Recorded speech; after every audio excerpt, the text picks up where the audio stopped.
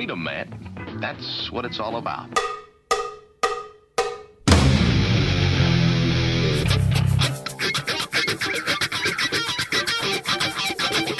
You've got to groove on freedom, like the good book says.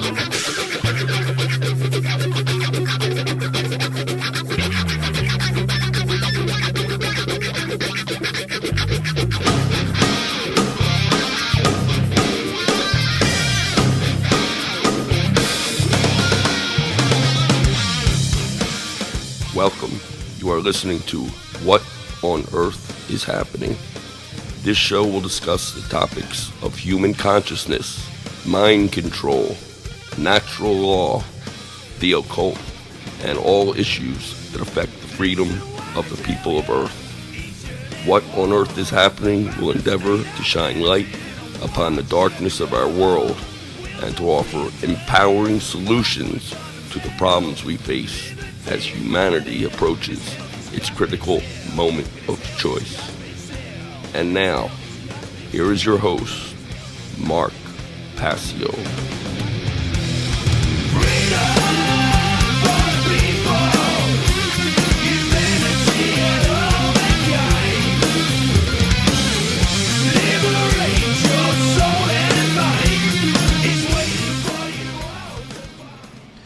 Welcome one and all, you're watching What on Earth is Happening. I'm your host, Mark Passio. My website, whatonearthishappening.com.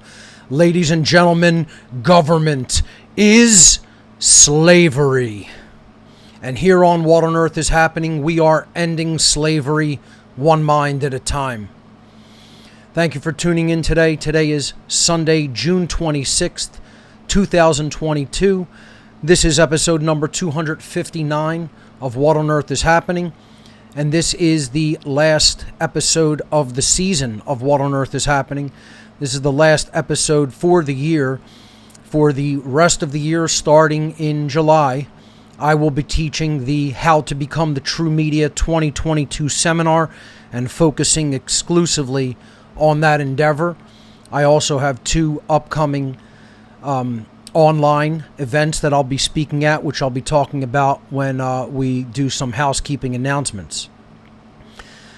We have a great show lined up for you here today. I'm going to be continuing from last week's presentation, the extended version of Fear of Sacrifice in the Freedom Movement. This will be part 2 of that extended presentation, and that's coming at you in just a few minutes.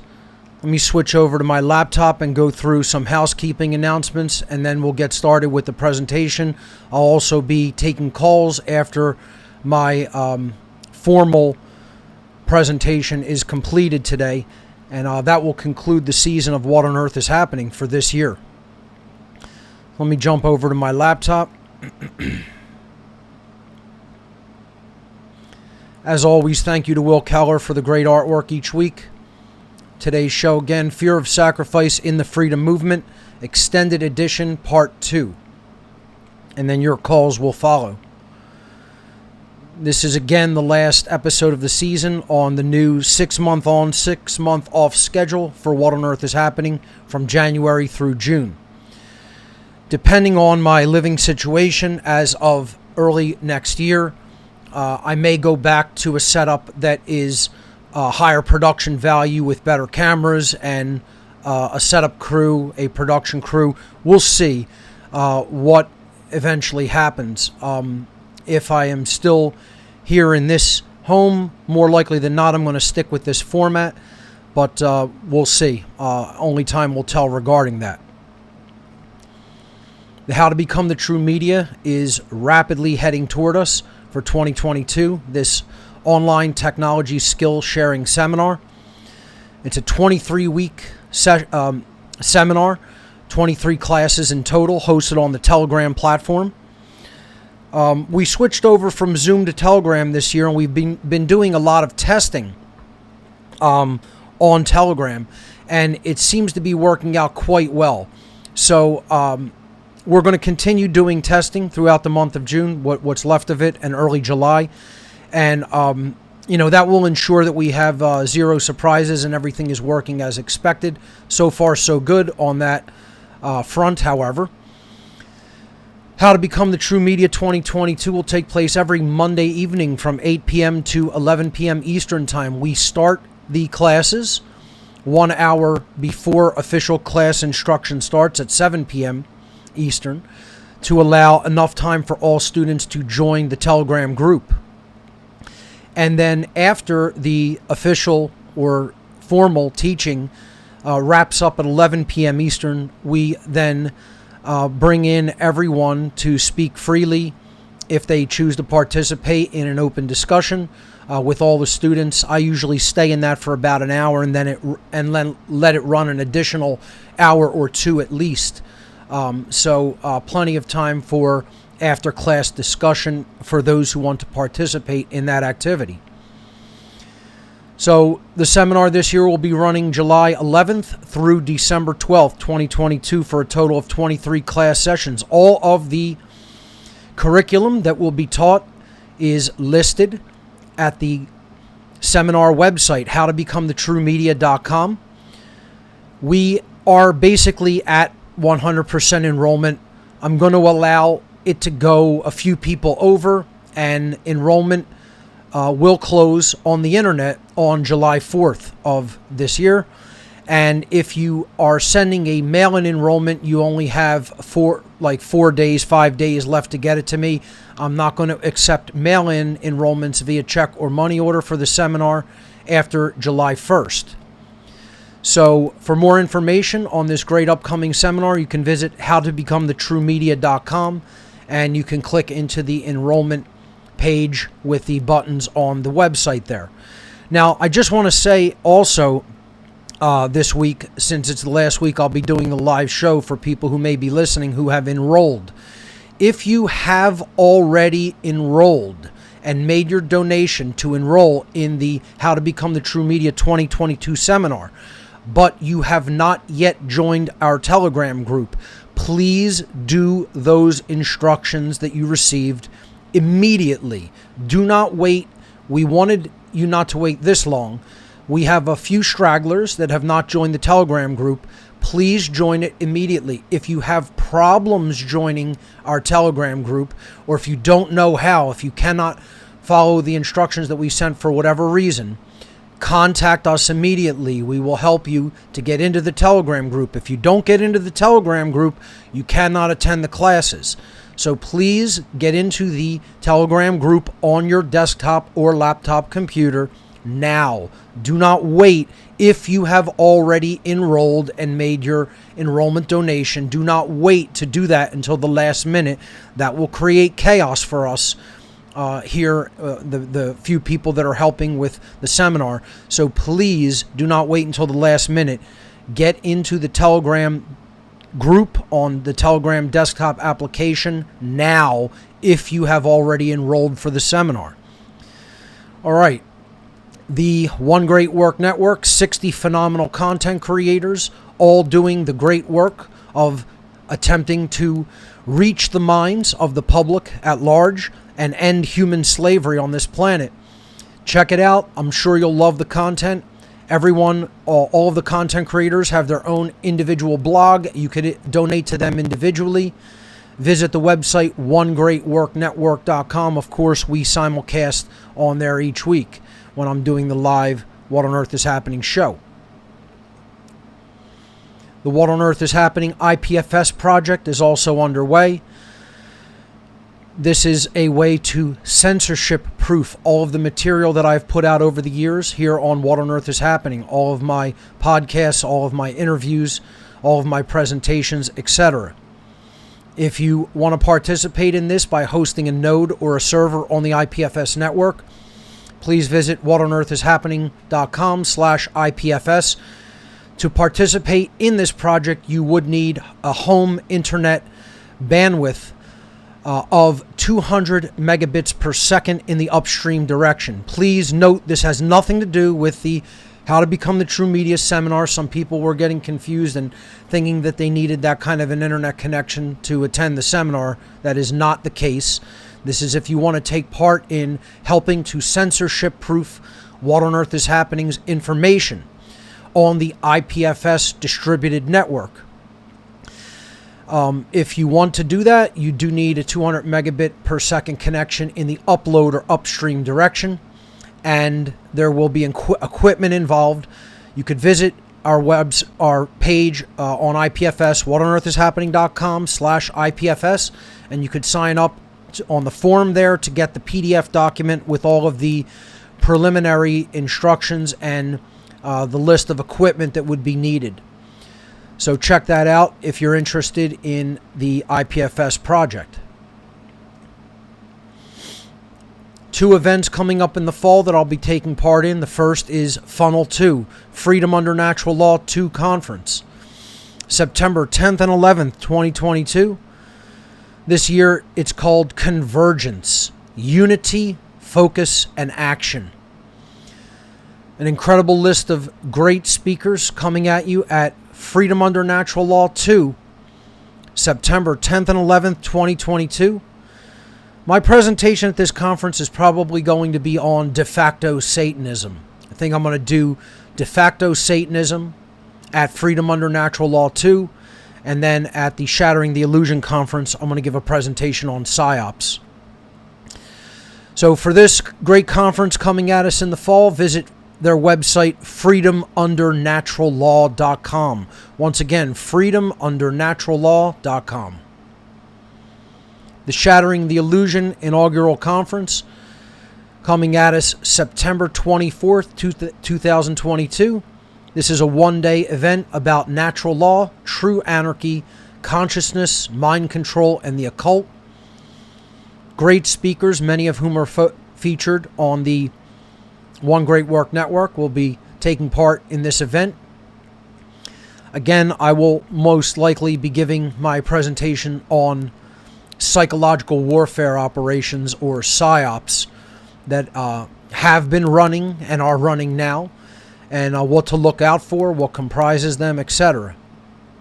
So check out more about this great event coming up September 24th of this year at their website, shatteringtheillusion.info. Once again, shatteringtheillusion.info. We'll be taking calls more likely than not during the third hour of the broadcast today. If you want to call in with any questions or comments regarding my presentation entitled Fear of Sacrifice in the Freedom Movement, you can join us on the Discord platform where we take calls. Visit whatonearthishappening.com/Discord. That will take you into our call-in server. Or you can click on the Discord widget on the show page of whatonearthishappening.com. That will also connect you to our Discord call-in room on the What on Earth is Happening Discord server. So calls coming up almost certainly during the third hour today. If not, even before. Let's see how the presentation goes. ARC 2.0, the amazing repository of knowledge, is still available. This offer is ongoing in perpetuity. It is a 2 terabyte hard drive that you send to me, and I fill up with all of the research data that I've put together over the years, downloaded over the internet, so you don't have to do that work and you don't have to deal with the censorship that's active now. It'll all be on a drive. You can connect to any computer, a Mac, a Windows machine, a Linux machine. The drive works on all personal computers. It consists of over 26,000 audio files, over 9,500 books, and over 3,400 videos. This is a free offer. I only ask when you take me up on the offer that you include a donation for my time and effort, not for the information. You can visit whatonearthishappening.com/ARC to get the shipping instructions, which are rigid shipping instructions to protect your property and to make the process go in a streamlined fashion, because I have very, very much work that I am doing during the week, and I get a lot of these ARC drives coming in, and I need to streamline the process, make it sort of a factory floor process to get these things in and out. I don't want them sitting around in here piling up. That takes more of a chance of something happening to your drive, and I don't want that. I want to be efficient with these and get them in and out, and that's why I have factory format shipping instructions. Please be respectful of them. Realize that is to protect your property and to be respectful of my time and energy. So please do follow them, and the whole process will be very, very smooth, and you'll get your drive back very quickly with all of this great data. Visit whatonearthishappening.com/ARC. Fill in the form there, and you will get the PDF document with shipping instructions.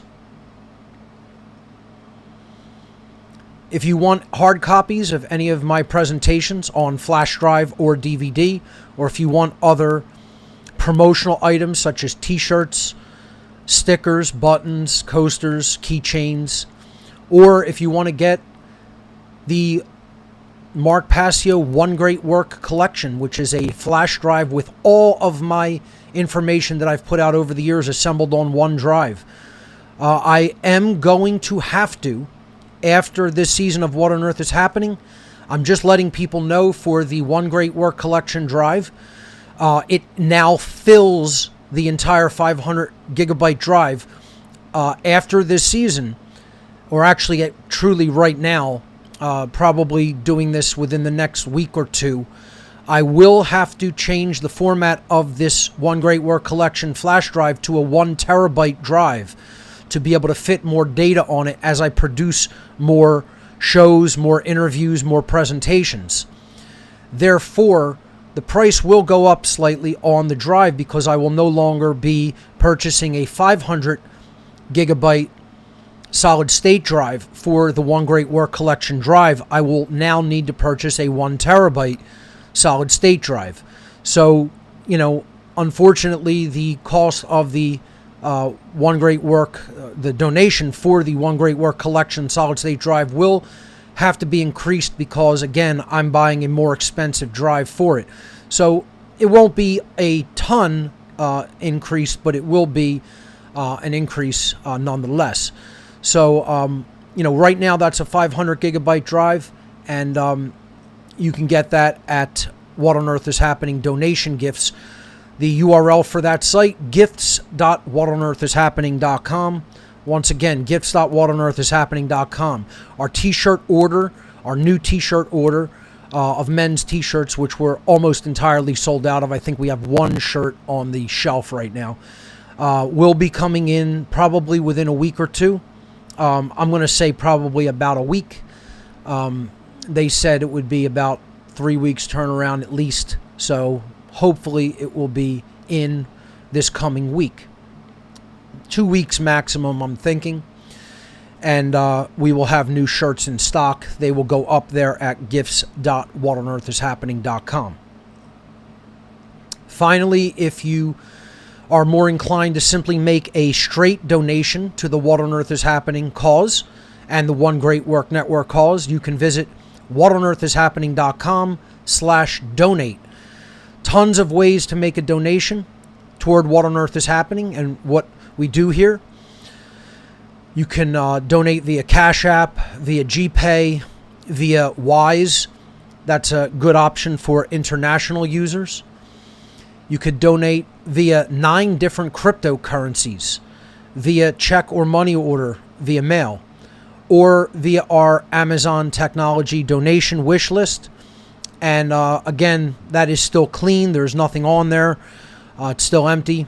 I will probably be adding some items as the new season of What on Earth is Happening approaches, or if some special needs come up, I will add items from there from time to time. And you could check that out at whatonearthishappening.com/donate. Those are all of my housekeeping announcements. I would like to jump over now to my presentation. I'm going to set that up real quick on my laptop.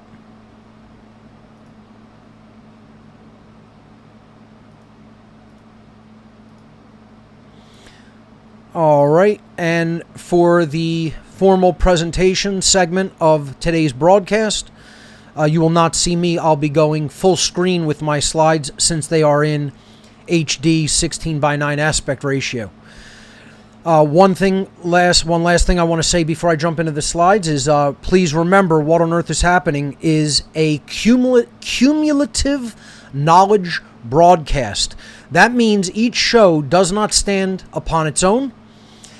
If you want to understand what I talk about in these later broadcasts, you should listen and watch every episode of What on Earth is Happening from show number 1. This is a classroom environment that the newest episodes have prerequisite knowledge that you must understand from older episodes.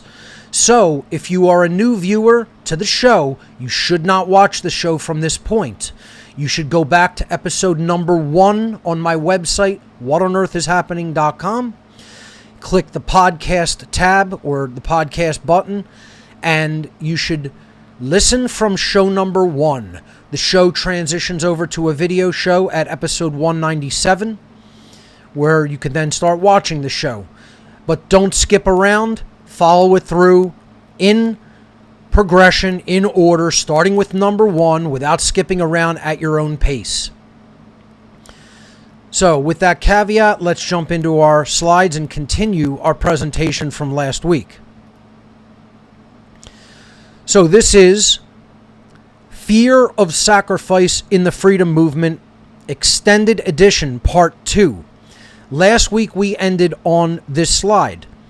We are talking about that people in the freedom movement who say they want freedom and say they don't want human slavery to continue, say they don't want government to continue, say they don't want corruption in our world to continue the way it has been, largely unabated and unchallenged, and yet they will not make the personal sacrifices required to truly learn the causal factors of what is taking place, truly learn the moral aspects that need to be learned, and then, above all else, once you have that information, we have people in the freedom movement who do have that information to a large extent, and they should be beginning to pass on that information to others.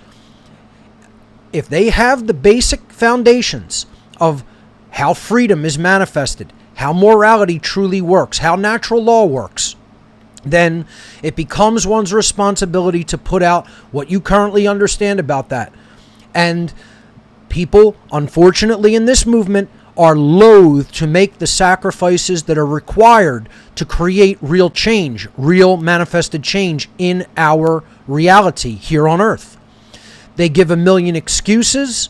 They wait and wait and wait. They never get started. And most of all, when they get to the point where they know they have to speak out publicly and put this information out in a widespread way, not in a way just talking to your family or friends, talking to neighbors, that's great to do, not discouraging that. However, that's only going to reach a very, very, very tiny, limited audience. When they realize they have to put this work out in some formalized way online to reach the masses of people, to get thousands of people to hear their voice, possibly tens or hundreds of thousands. If they could become big enough, possibly millions. They immediately balk at the work involved. They realize, first of all, how long it's going to take and how much required sacrifice it's going to take just to acquire the knowledge. And then when they look at the skill sets that they're going to have to learn to become involved in really becoming the new media, in putting this information out online, in a podcast, in a video show, with documentaries, or even writing books, or doing audio lectures, or doing formalized presentations that they could deliver online or in person. They look at those skill sets and 90% or greater give up immediately because something in them is broken, something in them has been told, and they've bought the bill of goods that's been sold to them, that they're not good enough, they're not intelligent enough, they won't be able to do it, they won't be able to learn it. It's a huge crock of shit. It's an absolute lie that people are buying. Unless you have some handicap, disability, mental disability, etc., most human beings that are able-bodied are able to do this, are able to learn how to do this. Does it take effort? Yes, it does. Does it take time? Yes, it does. Does it take focus? Yes, it does. They won't sacrifice what they have to sacrifice to get it done. And therefore, they're not acting rightly, and therefore, society never truly really changes for the better. And they don't understand they're causing that. They're the problem. They're the ones who are keeping society the way it is by not speaking out. It's your obligation, it's your moral obligation to morally educate your fellow human being, to attempt to morally educate your fellow human being. Hey, if they're at the point where they absolutely refuse this knowledge, and guess what? People can be turned around even in this late hour. The brain is very plastic. The mind, the worldview, it is plastic. It has plasticity to it. That doesn't mean it's literally plastic. It means it is capable of greatly changing. It is morphable. It can be shaped. It can be molded. It can be influenced. It can be raised to a higher consciousness through knowledge. It is possible. Is it hard work? Yes, it is hard work. Not going to lie to you. Not going to blow smoke up your ass. But if you don't start, you'll never get the effort moving. If you don't make the required sacrifices of your time, of your energy, of your effort, of your focus and your attention and learning, you're never going to make strides and get moving and get up off your ass and start doing the great work. And this is what I've been hammering on since day one here on What on Earth is Happening. And I'm not going to stop hammering on it. Action is of ultimate importance and significance. Action. It's not just about what you know. It's not about your intentions. Intentions are meaningless without right action behind them. The law of attraction, the true, real law of attraction, isn't just about your thoughts and emotions. It's about your thoughts and emotions being in congruity and in alignment with your behavior, with your actions. That's what it's all about. That's what makes consciousness a trinity: thought, emotion, and action. People have to stop giving up so easy. Most people give up before they begin. Again, the old saying from the Buddha is, there's only two mistakes that one can make on the path to truth: not starting and not going all the way. But if you don't start, nothing gets done. If you don't start, there's no improvement. And again, don't just think other people got this. They don't got this.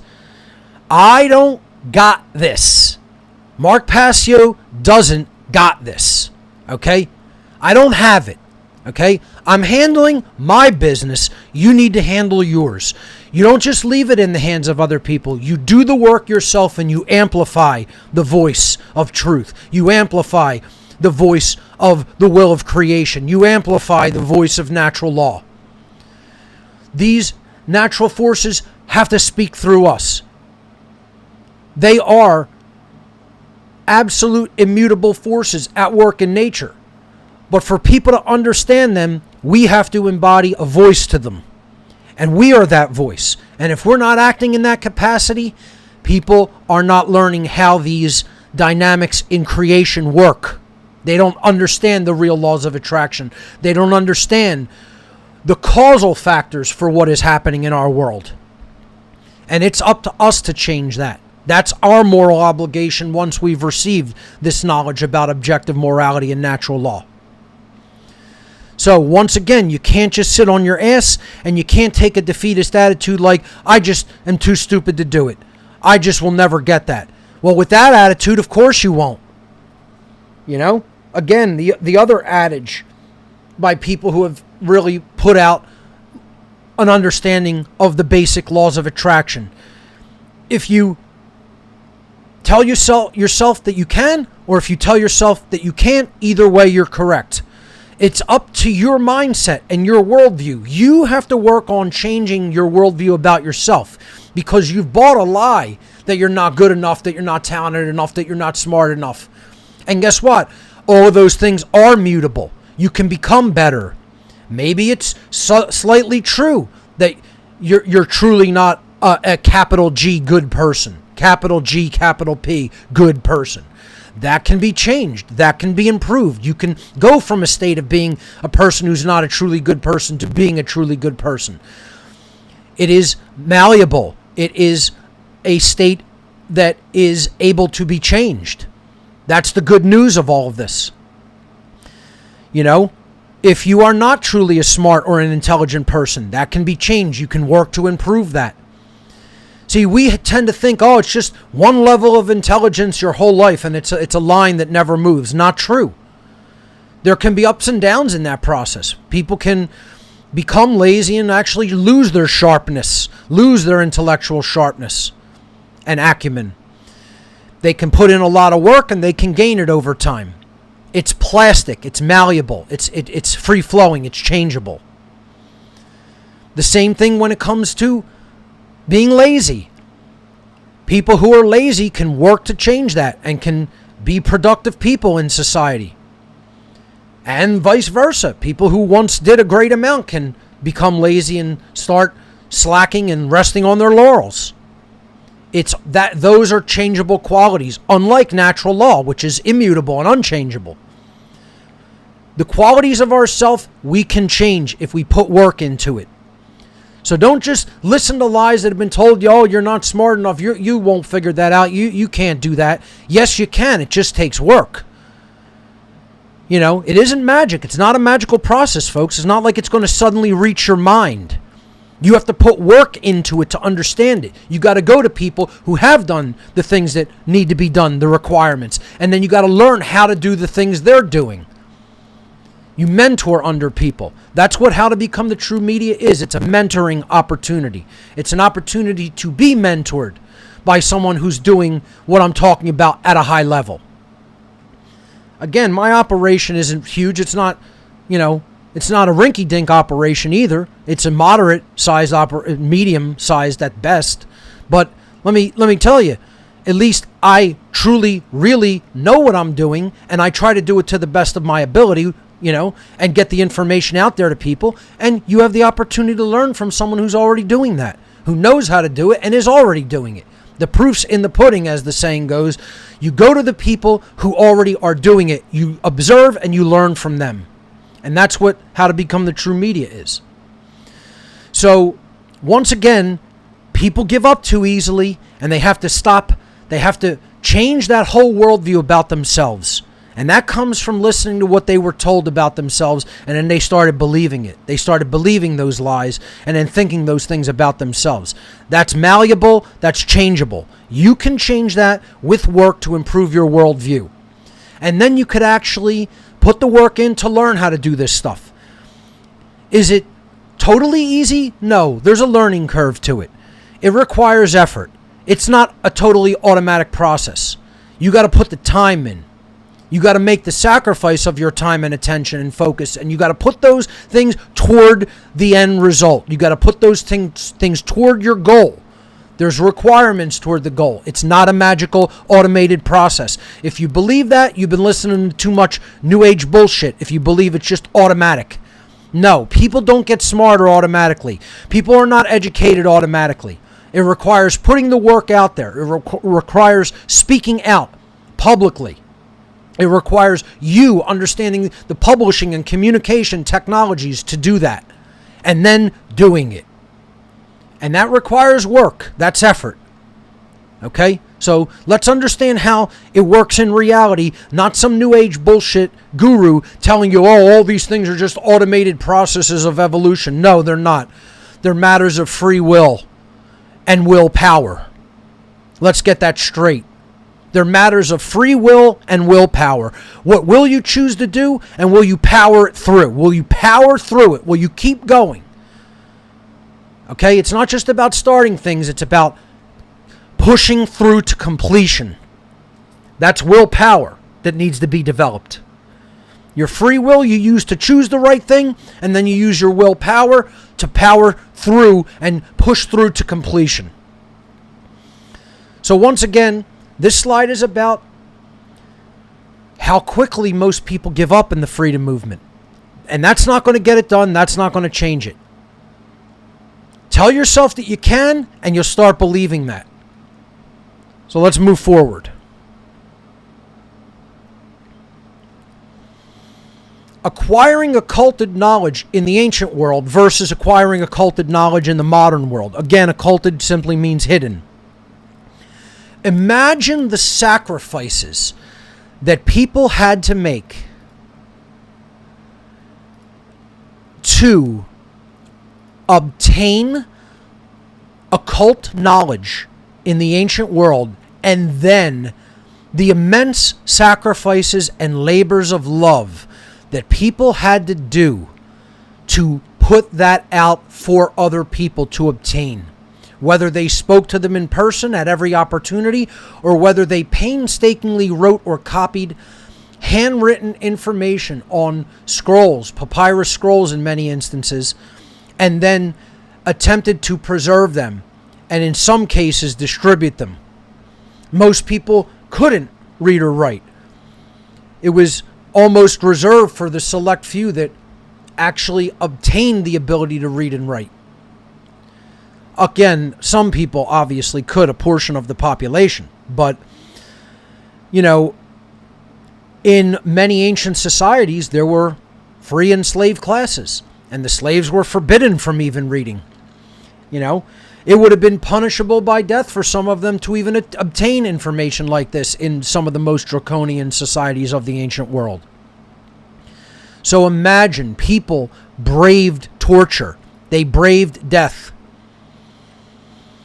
to not only acquire this information, but to bring it forward and distribute it through ancient mystery tradition societies and fraternal brotherhoods and orders. And then again, many of those, because of the secrecy, because of the rarity of this information and how it was largely hidden for the reasons I just explained, they largely kept it occulted. And that pretty much ensured that it would not become common sense knowledge. This knowledge is not for the elect. This knowledge is not for the elite. It is not for the few. It is for all. The Hermeticists had it wrong. The ancient mystery traditions had it wrong. For whatever reasons they chose to believe that that was the way it had to be and justified it, they still were incorrect. And I take umbrage with their approach. And I say, yes, I do know better. And I say, yes, you did make a mistake. Yes, you were incorrect. And the incorrect decision to do that was multiplied, and it was followed, and that error continued into the modern day. And that's why it's not common sense today. But look at the opportunity we have. This information isn't truly occulted anymore. It is out in the open. It is knowable. It is obtainable. It's verifiable because it's all a science as well. It's a science that's provable by observable phenomena. And then we can get it, we can understand it, we can receive it through very simple means today in the comfort of our home, on a desktop computer, on a laptop computer, on a tablet, on a cell phone, with a cup of coffee in our hand, sitting comfortably. Imagine what our ancestors had to do to obtain and preserve this occult information. Some of them paid for it with their lives. Some of them were tortured to death. Horribly. We have it so easy by comparison. There is no excuse or justification for people not learning this and then not putting it back out there for others. It's your moral obligation in today's society. It's not just something that you have a free will right to choose. When slavery is present, it is a moral obligation to understand objective morality and teach it to others. Otherwise, you're part of the problem that continues on and on. You're part of allowing it to stay in our society and grow unabated and unchallenged. when there is absolutely no excuse because the data is easily available. It is available in so many different formats, regardless of what way you prefer to take the information in that works best for you. And you could put it back out there in so many different available formats that it is outrageous how many options we have in the modern world compared to the ancient world. There is absolutely zero excuse for anyone that refuses to make the simple sacrifices. They may be difficult to implement in your life, but they're very simple to see what they are, and they're simple to choose if you truly understand what your moral obligation is to do. You don't choose it because it's expedient or easy. You don't choose it because of a reward. You don't choose it because, it's going to lead to less short-term suffering. You choose it because it's the right thing to choose. That's the only thing that people truly have to take into consideration when it comes to matters of conscience. You don't justify not doing it. You don't choose it because of some thing that's in it for you. Those things don't even enter into my decision making. You choose something because it's right. If you want to consider yourself a good person. Otherwise, stop lying to yourself about being a good person. Tell yourself the truth. You're not a good person. You can become a good person. This is one of the absolute definitive characteristics of what it means to be a good person.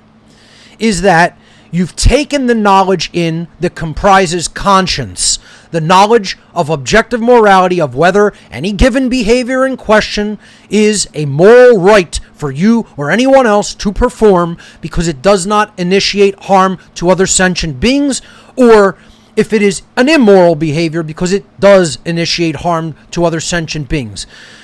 Conscience is the definitive knowledge of the objective difference between those two forms of behavior, morally right behavior and morally wrong behavior. It is your moral obligation to learn that. And then it is one's moral obligation for all who still do not know that to teach that to them, whether they want to hear it or not, because not doing that is allowing harm to continue in society unchecked. It's a passive version of actively watching violence take place against someone else and doing nothing to attempt to stop it. Not even speaking out against it. And that is what people who aren't involved in the great work are doing. They're sitting back, they're sitting on their ass, they're watching violence take place, they're watching slavery take place, and they're not even saying anything about it, let alone doing anything about it. And then in the very next breath, they want to come forward and claim that they're a good person. Liar. Absolute liars. Stop lying to me. Stop lying to everybody else. And most of all, stop lying to yourself. That's not what a good person is. That's not what a good person does. And this point will continue to be hammered upon relentlessly. It's one of the only things people have to really begin to truly understand. Because if you're not doing this work, don't call yourself a good person. Tell yourself the truth. Obey the very first occult maxim, occult dictate, whatever you want to call it, the first rule of initiation into the occult world. The initiate is told, do not lie to yourself. Ask yourself the question honestly and answer the question honestly. Are you lying to yourself about yourself being a good person?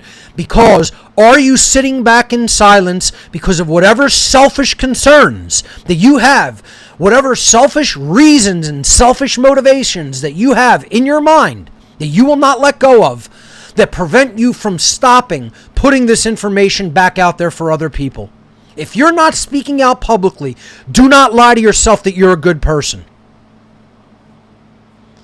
You can do good things, but if you are a person who has the moral character, or I should say the absence of moral character, that you recognize violence, coercion, duress, and slavery are taking place in your midst, and you sit there silently because, oh, I got to worry about making money at my job. Oh, I have kids. Oh, I have this. I need to attend to this. I need to attend to that. You're an excuse maker. I don't care. And it doesn't matter. And the universe doesn't care, quite frankly. What excuses and justifications you make for sitting in silence publicly when slavery and violence are all around you. Don't call yourself a good person. Stop lying to me. Stop lying to everybody else. Stop lying to yourself. You're a liar. You're a liar. And you got to sit in the mirror. You got to sit down, look in the mirror, and say, I'm a liar. Number one. And just stop lying. Even if you don't do anything else, stop lying to yourself and others. You have to stop calling yourself a good person. A good person doesn't act like that. A good person doesn't do that. You need to just say, I'm not a good person. However, the next thing you need to say to yourself in the mirror is, but I can become a good person. I can stop being a bad person and I can become a good one.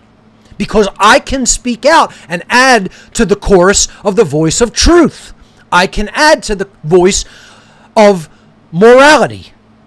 I could add to the voice of teaching natural law. It is possible with work, with effort, with sacrifice. You're not going to be able to do that without sacrifice. That's just the nature of reality. It's the nature of how things work. It's the nature of our world. You have to give up something to be able to do this with force and energy. You are not going to be able to do it with keeping every other aspect of your life the same and not sacrificing anything. Sorry, but it doesn't fucking work that way. You don't do this type of work and effort and put the energy and focus and attention into it without sacrificing something in return. That's your payment.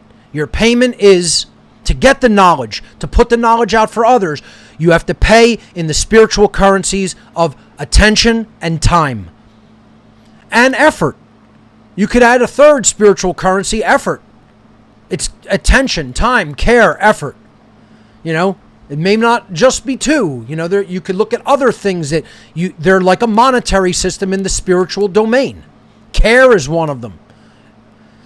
Actual real world effort is another one. You know? But that all stems from what we initially pay attention to, because that informs our care.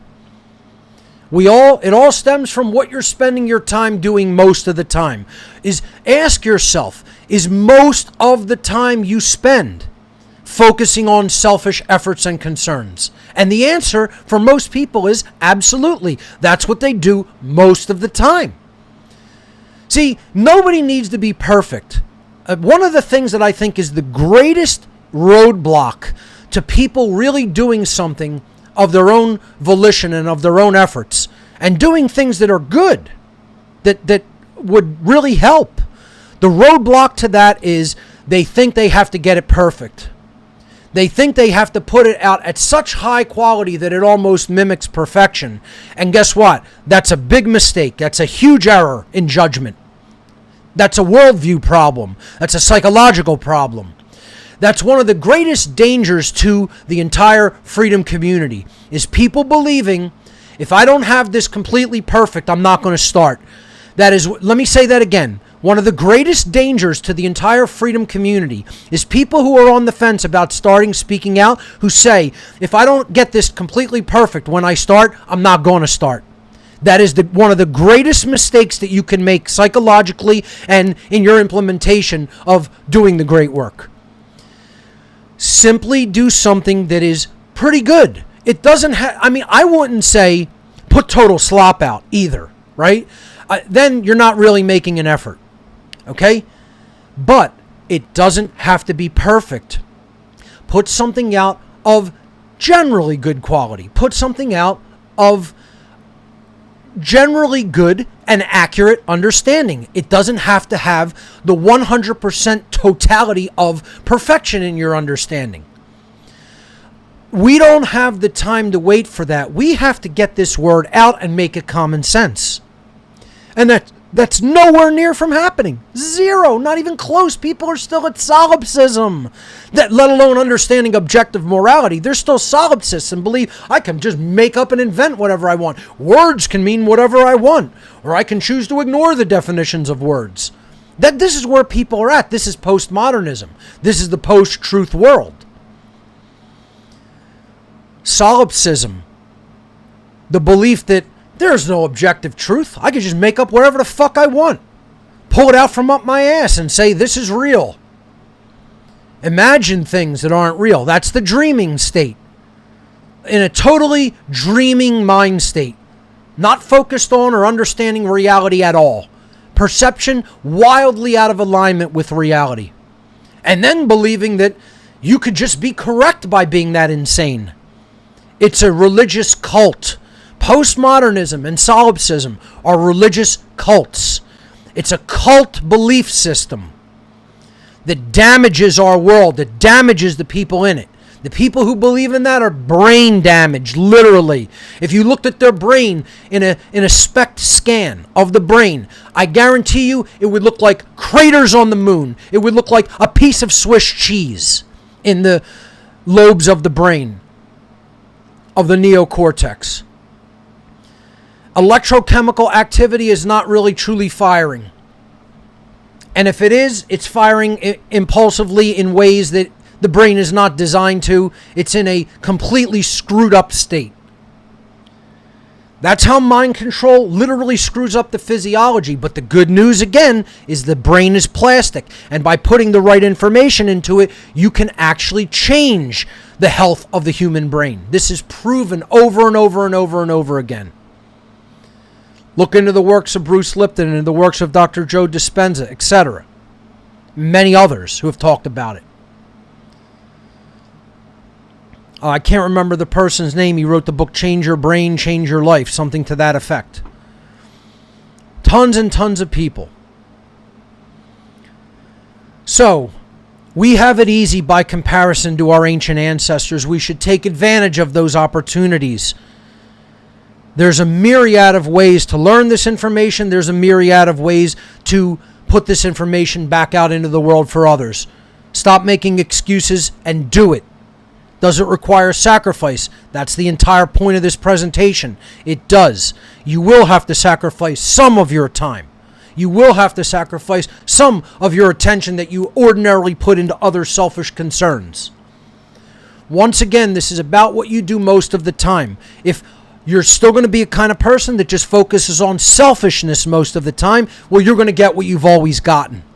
You want to be the kind of person, okay, when I need to, I focus on selfish concerns. I don't want to, not have a place to live. I don't want to have any money to pay bills and to eat. Of course, I'm going to focus on that for a small amount of time. I don't sit there continuously thinking about these things. I'm making the effort most of the time to do the great work. Even when I take downtime, I'm still refining my understanding. I'm still refining my rhetoric, exploring new things and different ways that people have expressed this philosophically. I never stop doing that. Nor should you. And then put it back out there into the world. If you focus on getting this information out there most of the time, whether you're talking to somebody, whether you're going to go do it online, whether you're going to make a film, etc., or a podcast, then you're in the pocket, then you're in the slipstream, then you're doing the great work. You're contributing to the great work. If most of the time all you're focusing on is your selfish concerns, that's what Satanism is. And that's not helping anybody. I just really hope in this extended format these things are getting through to people. They need to get through to people. People need to understand them in their totality, in their fullness. And that's why I do extended presentations like this, to expand and espouse on these topics over more time than I had when I originally gave the presentation. So let's move on to the next slide. Most people in the freedom movement would never sacrifice money, comfort, and job security to do the right thing.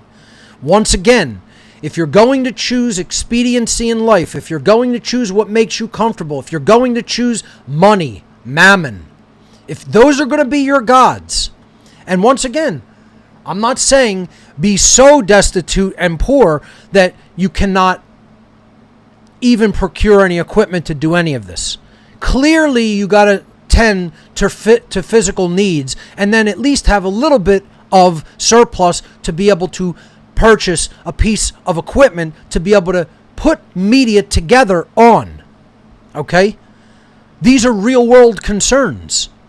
Once again, we're not talking about that. We're talking about people will not make the sacrifice required. They only want to focus on those self-oriented things.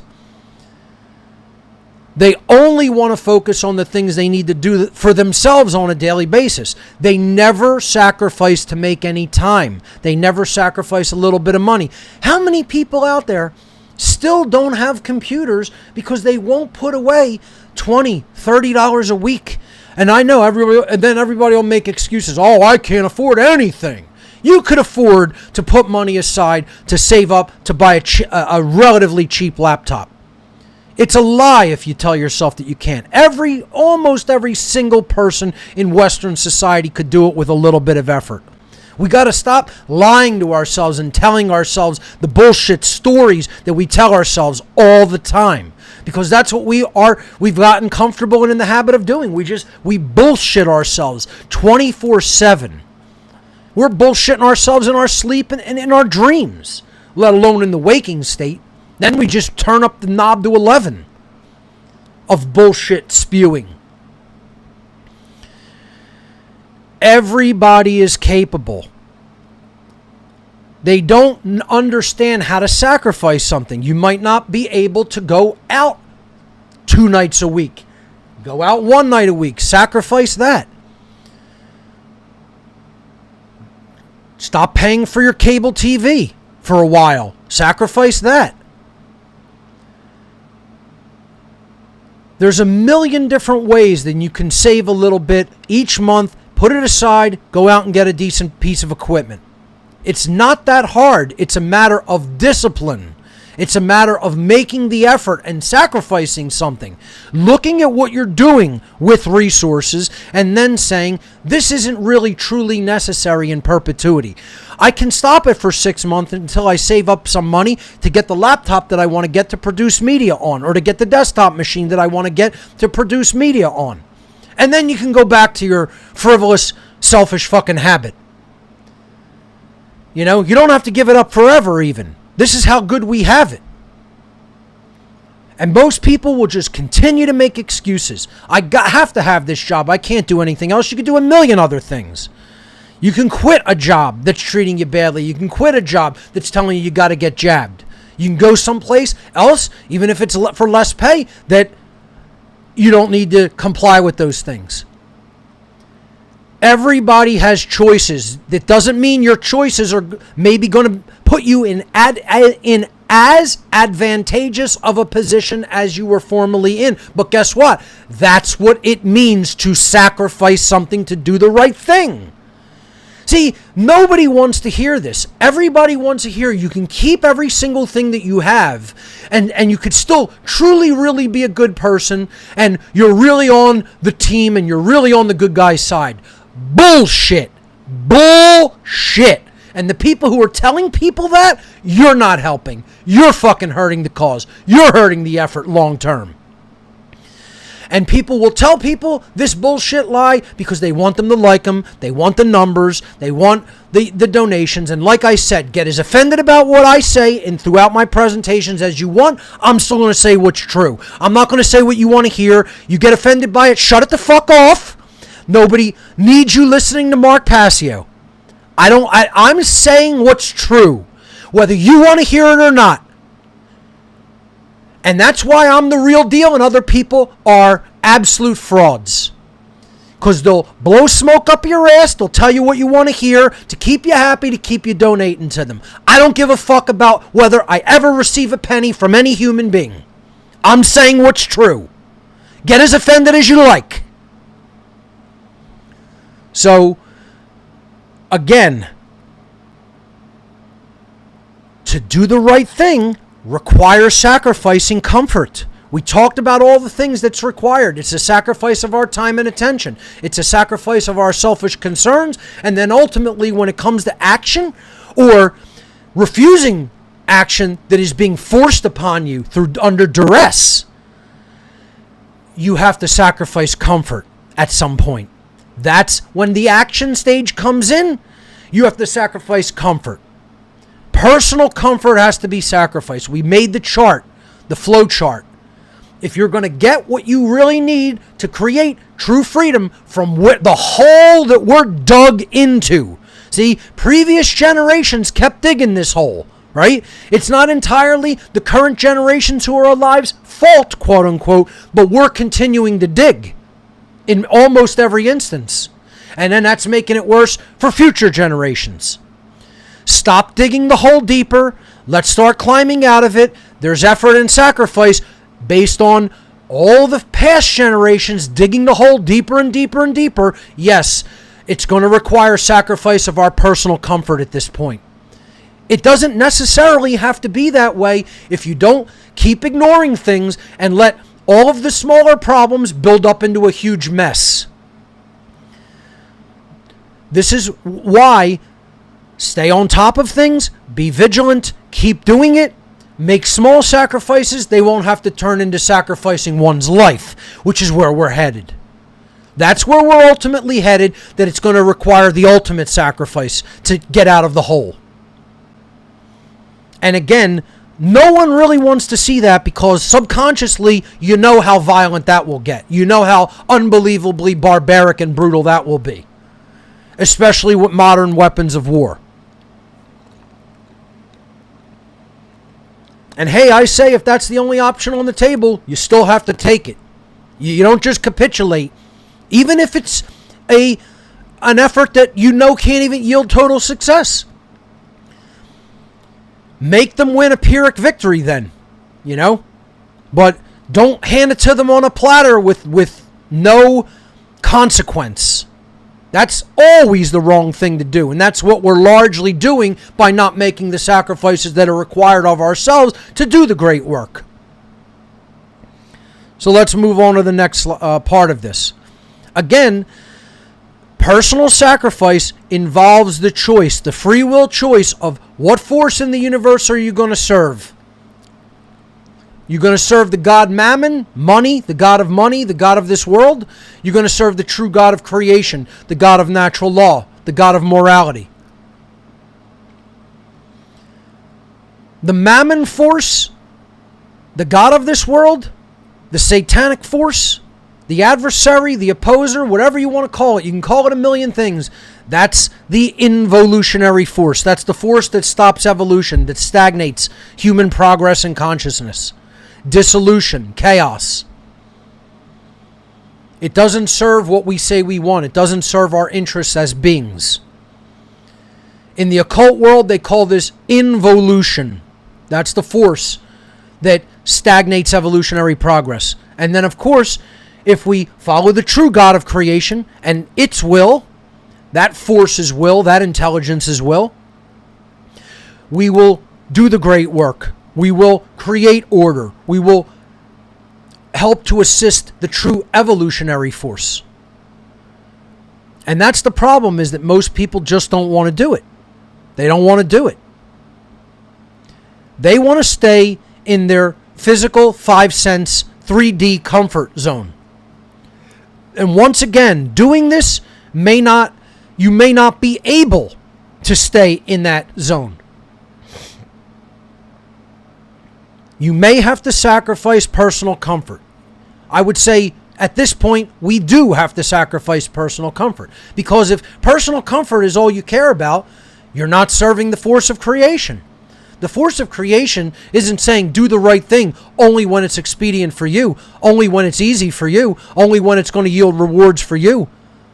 Hell, anybody could do that. There's no work in that. There's no effort in that. That's the entirety of the point. Doing the right thing is not always the easy thing to do. It's simply the right thing to do, and it requires sacrifice and effort. And we're still not understanding this. If we did understand this, we would have tens of thousands of content creators talking about natural law instead of maybe 100 worldwide at this point, or a couple hundred tops. It's not good enough of an effort. It's not going to get the job done. And I know there's thousands of people who listen to these podcasts every week, and you're still not beginning. You're still the unbegun. You're still telling yourself reasons why you can't. You're liars. You're lying to yourself about why you can't, instead of telling yourself all the ways that you can do it, and then doing it with your willpower. It's just all laziness. We've been trained to be lazy in this culture, in this society. We've been trained to tell ourselves we can't. That's how they monopolized everything. What do you think? These people are lazy? These people aren't driven like the bulk of society? They're some of the most driven, willful, intellectually intelligent people that I've ever been in the presence of, and probably maybe ever will be in the presence of. These people aren't a joke. They're not common thugs, as some people want to suggest. They're highly intellectual. They're highly focused. They're absolutely cunning. And not in the way of just like a beast, an animalistic beast. It's altogether different than that. They're of a higher they operate at a higher psychological order than the mass majority of people even can intellectualize or comprehend. The occultists, the true dark occultists that are running things. That's who I'm speaking about. And people want to simplify it and say, oh, they're just like common street thugs and mafia. No. That's who they got doing their bidding, is the common, dumb, ape-like street thugs of the police and the military. You know? They're the trained monkeys. They're the trained animals.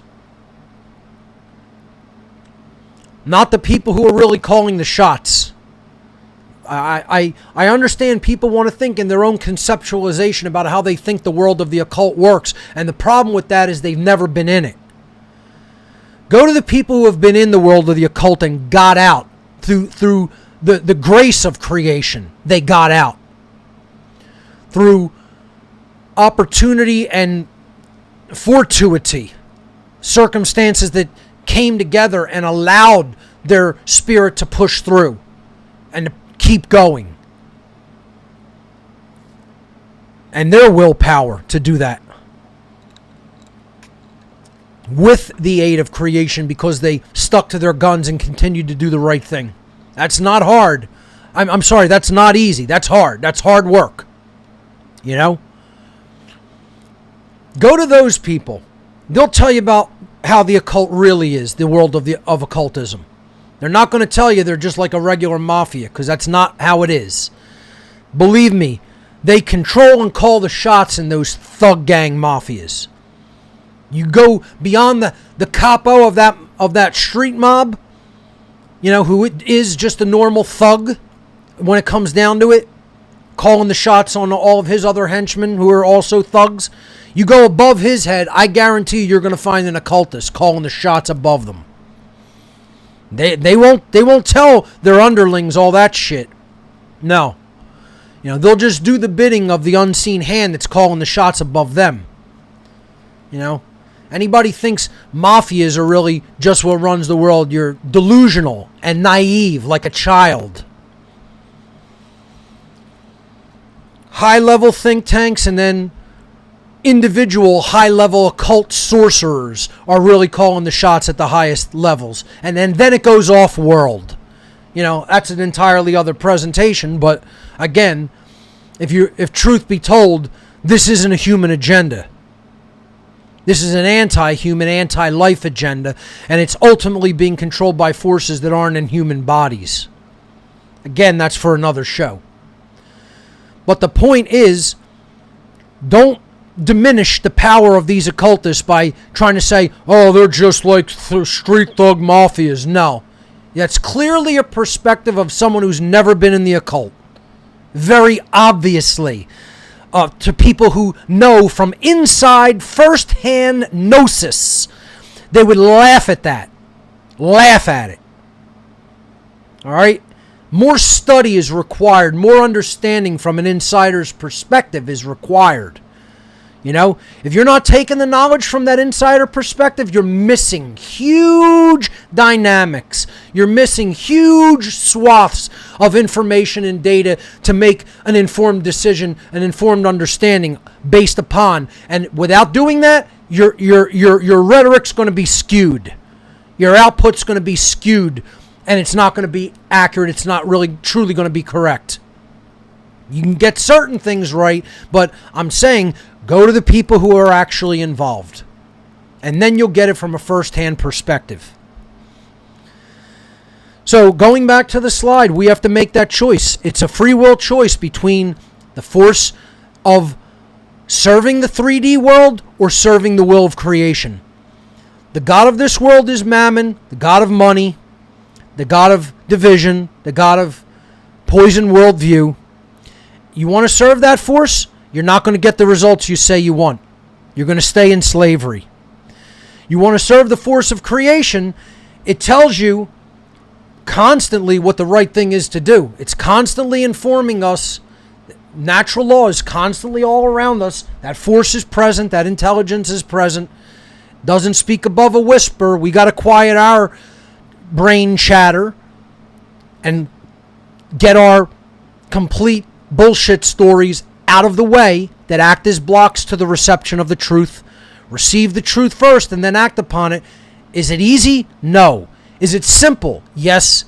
The answers are simple. They are not overly complicated or complex.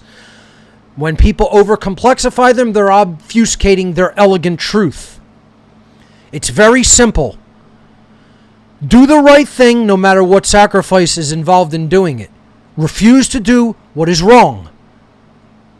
That sounds very simple, and it is. But it is that easy. Not going to lie. In the hole we have dug into and has been dug into for us. We have been dug into the hole by previous generations, and this generation and the ones around this generation are continuing to dig it deeper. It's not easy. It requires effort. It requires willpower. It requires sacrifice. You got to make the decision to simply make those sacrifices, and then long term, you will get what you say you want. Short term, there may be suffering. Short term, sacrifice is going to be required. You're not going to have the level of personal comfort that you want to have. You got to power through that. And then long term, creation is going to give us what we say we want. That's going to be the long term manifestation. When we make the proper required sacrifices of our time, of our energy, of our effort, of our attention, of our care, of our personal comfort, of our selfish concerns. Folks, this isn't that hard to understand or figure out, but you got to activate your free will and willpower to actually do it. Talking about it and intellectually knowing it is one thing. Actually doing the thing that you need to do is another. Become active. You have to activate. A true activist is doing action. They're activating. You need to speak out. You need to teach others. It's not just about saying you want the result. Of course you want the result. What are you doing to get the result? Sacrifice is required to obtain the result. Stop telling yourself a bullshit story and a lie that you're going to get it the easy way. Just saying you want it and putting your intention upon getting it doesn't bring it to you. Hard work brings it to you. Effort brings it to you. Caring enough to actually use your willpower to do it brings it to you.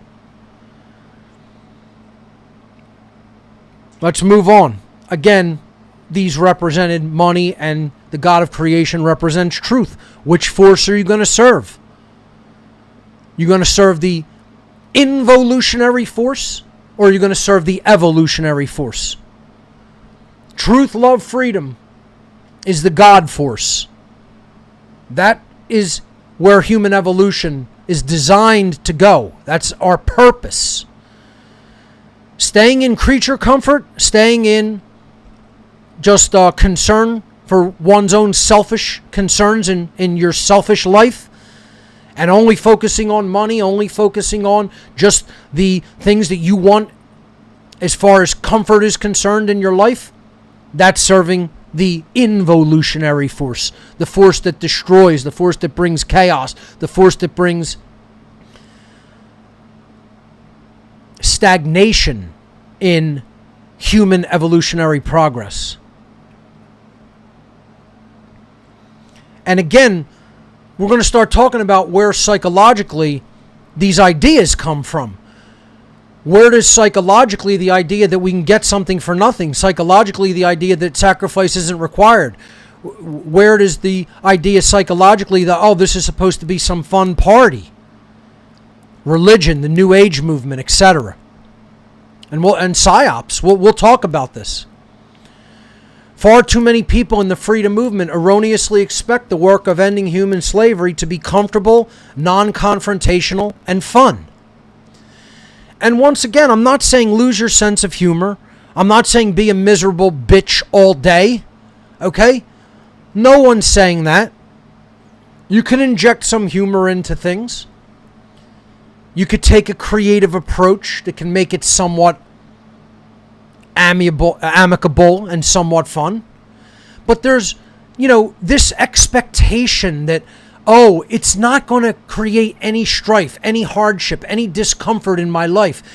This is delusional, dreaming thought. This is just absolute dream state thinking. And again, that's occult initiate dictate number 2. Stop dreaming. Stop believing things are going to work other than how they really work in reality. Stop having even any expectation of how anything works in reality and start learning how it works. Start observing how it works and understanding how it works. That's how real education and real science is done. Observation, understanding, testing the hypothesis, etc. These are the scientific methodology, the true scientific methodology. These are the true methods of the trivium. Stop thinking that things are just going to work how you want them to work or how you've been told they should work. Learn how they really work and accept how they really work and then start from there. It's not going to be easy. It's not going to be comfortable. It's not going to always be fun. It's not going to always be non-confrontational. As a matter of fact, if you want to speak the truth, it's going to be belligerent and confrontational based on the delusions of most people's minds in the modern world today and the absence of philosophy that they've been taught and the absolute lies that they've been given and the absolute poison ideologies and poison worldviews that they've been given, like postmodernism, like solipsism, like Satanism and de facto Satanism. Let's be very honest about this. Again, you don't blow smoke up people's ass and you don't tell them it's not going to be challenging. You don't tell them you're not going to encounter difficulty. You don't tell them it's not going to be rocky at times and confrontational. And it's not going to be fun a lot of the time. Again, if you go into doing this work and it ends up being, a good experience, that's an added bonus. Wonderful. I'm saying you don't go into it with expectations that it's going to be that. You got to power through even if it is difficult. You got to power through even if it isn't fun. You got to power through even if you end up being, as I kind of am and have been for a while, somewhat bitter with kind of a chip on your shoulder about how few people want to help. That's just how it is. It doesn't mean I gave up. It doesn't mean I stopped. I redoubled my effort. I changed it. I modified it a little. I took slightly different approaches that I feel are going to be more efficient and optimal. You go back to the drawing board if you have to, but you don't stop. You see? I could still be that bitter man with a chip on my shoulder, and hey, a lot of days I am. But that doesn't mean I stop the work. That doesn't mean I stop the effort. That doesn't mean I give up and lay down and take it. That's the difference between a person who's truly driven and a person who easily gives up and or never starts. You got to push through to completion with willpower. You got to develop that. You know, the problem is a lot of people, it's going to be extra difficult because they're like these children that are like, it's like little naive children wearing those party hats in that front image there that are like, and it's still in a 2-year-old state that like, I just want everything for free, provided for me by mommy and daddy. I don't have to really want to work for anything. They have no work ethic. They have no willpower. They have no real intelligence. They're naive.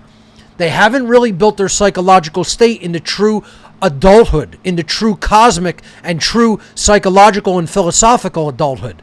They're still thinking in magical terms, like I can want something and it will magically be given to me. That's not how reality works. That's not how the universe we live in works. It requires sacrifice and effort. It requires your time and attention. It requires you putting the work in. It requires you never giving up, persistence. In some cases, it requires a lot of patience. Things are very, very, very slowly changing, and some people are coming on to these ideas in the modern world, but it's not fast enough. If we're going to avert disaster, the pace has to accelerate. And it's only going to accelerate when more people do the work. But we have to stop being naive little children and cowards. You know, the guy on the right doesn't want any confrontation. Thinks it's going to be all, you know, okay, I'll back off as soon as somebody says, oh, I don't want to hear that. No, I'm not going to back off. What I'm saying is true. I have the answer correct. I've studied it and analyzed it infinitely more than almost every human being who is alive on the planet at the time, right now. And if you don't like me saying that and being honest about it, I don't give a shit. That's true. And I definitively arrived at the correct answer through solid scientific methodology. And I've explained how that works. I put a documentary out explaining the basic dynamics of how that works. If you want to learn more about it, you can study the Trivium process in depth. Tons of books on it now.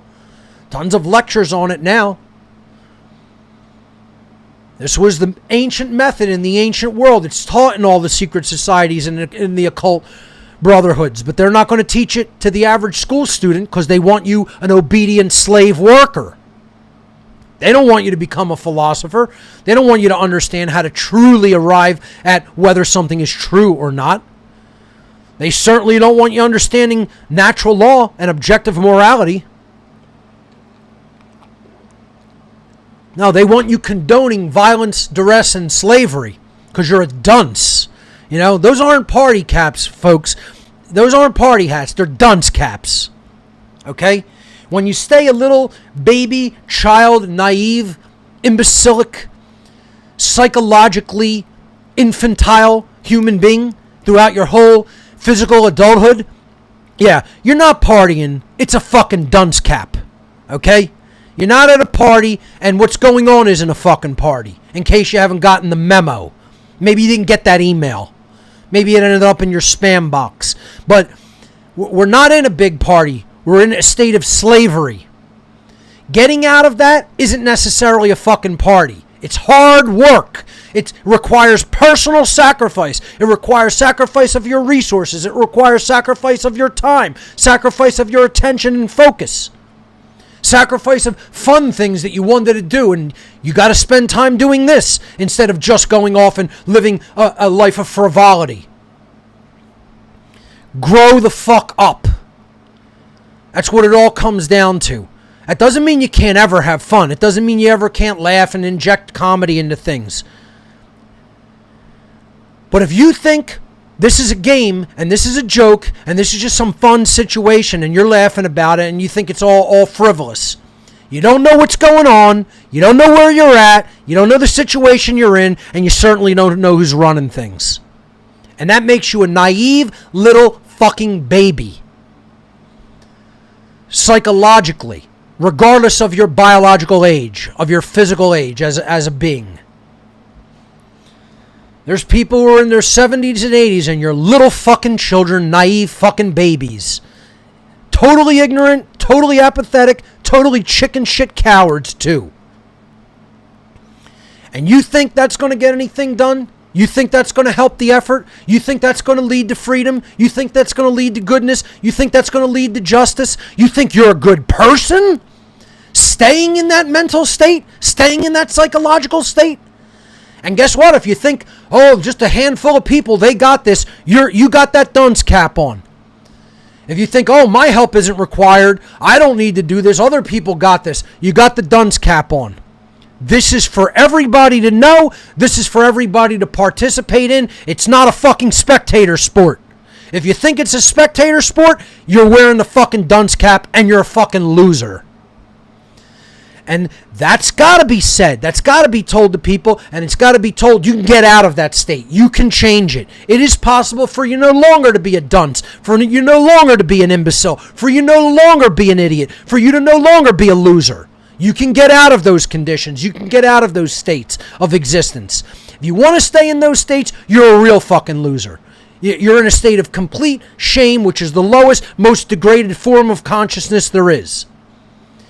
If you can recognize you're in a state of naive childhood psychologically and you don't want to grow out of that to understand the sacrifice and work that's required to really end human slavery on this planet, then that's the state of consciousness you are truly in, is a state of pure shame. You know you're in the wrong, you are staying in the wrong, and you know it's wrong to stay in the wrong. That's shame. That's the real psychological conditions of shame. You've been in the wrong, you recognize that you've been in the wrong, and you're continuing to stay in the wrong, and you know that that itself is wrong. And yet you do nothing about it. That's the consciousness known as shame. There's only one state below that, non-existence. The absence of consciousness in this realm.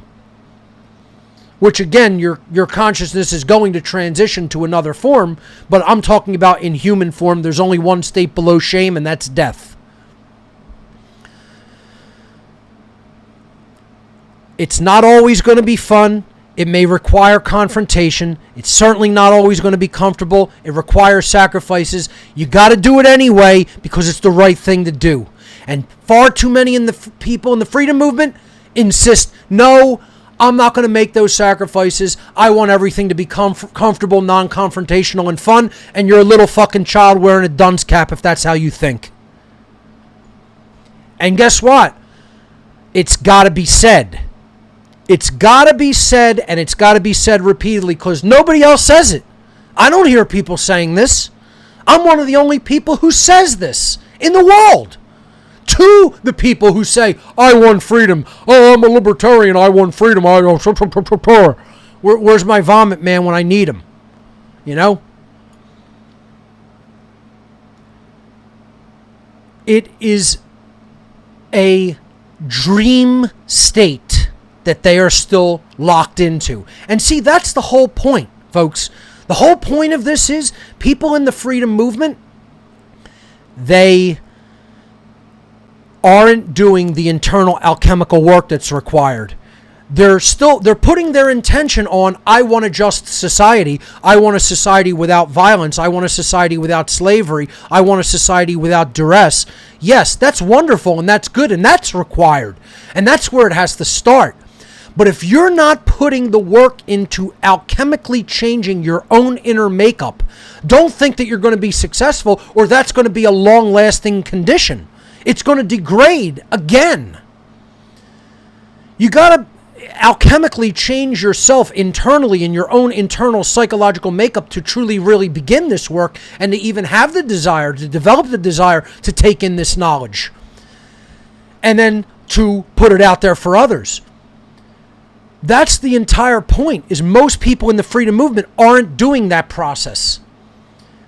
You can see all of the things that are corrupt and wrong and that are violent and that constitute slavery, while still not really changing your own internal worldview and psychological inner state of existence and spiritual state of existence. Your worldview isn't changing. Your spirituality isn't changing and expanding and growing.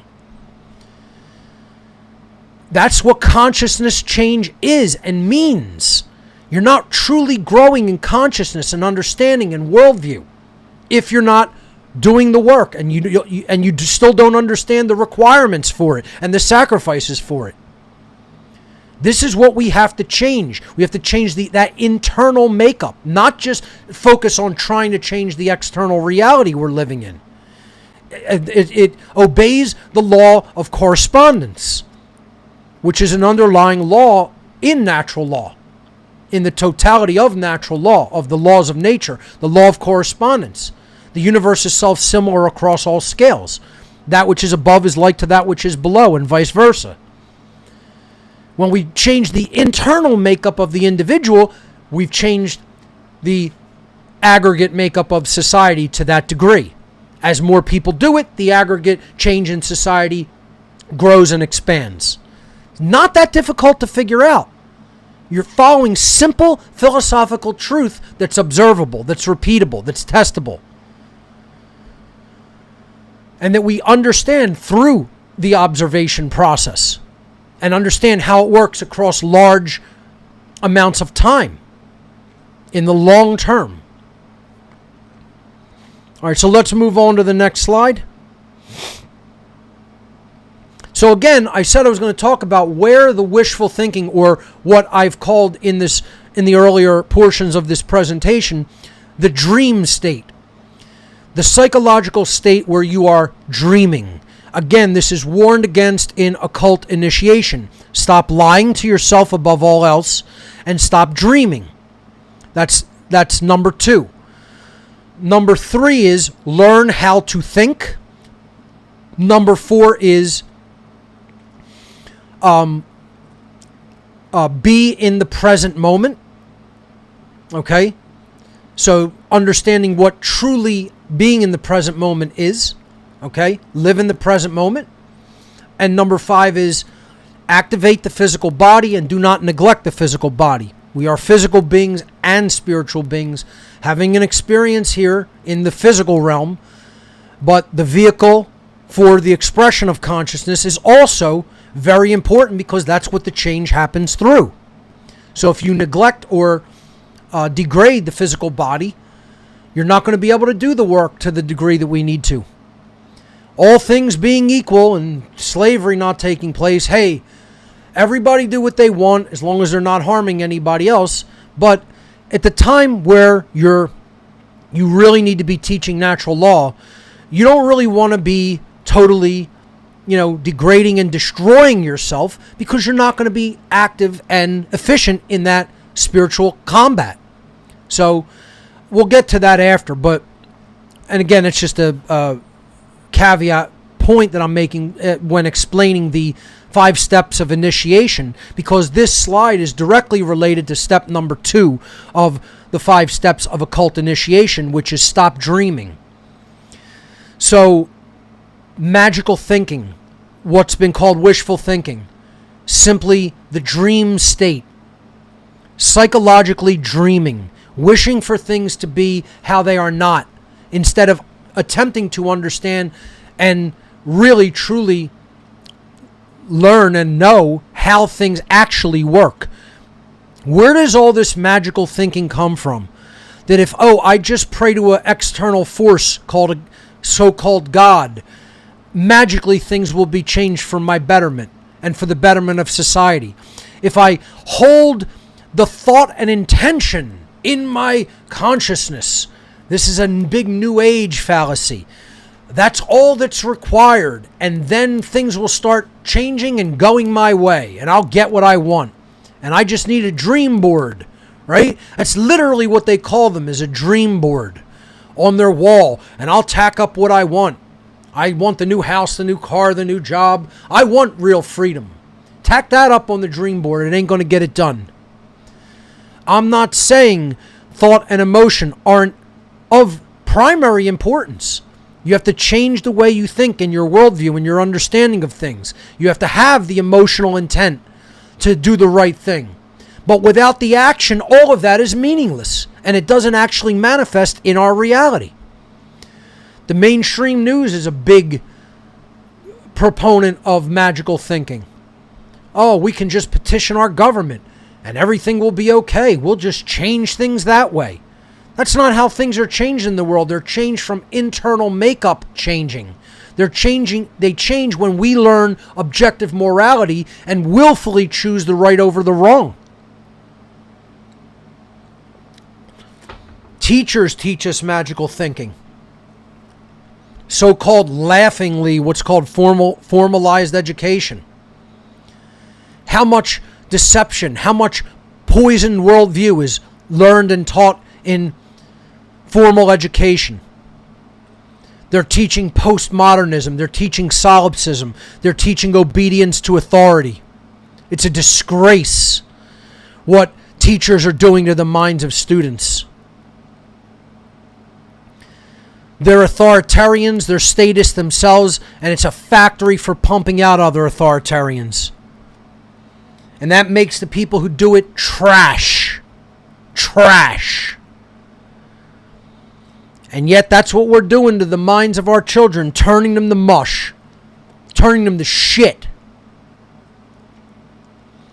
And then they grow up, they have children, and they do the same thing to their families. They do the same thing to their own children. You need to look no further than your own family for how bullshit ideas get propagated, for how people become brainwashed,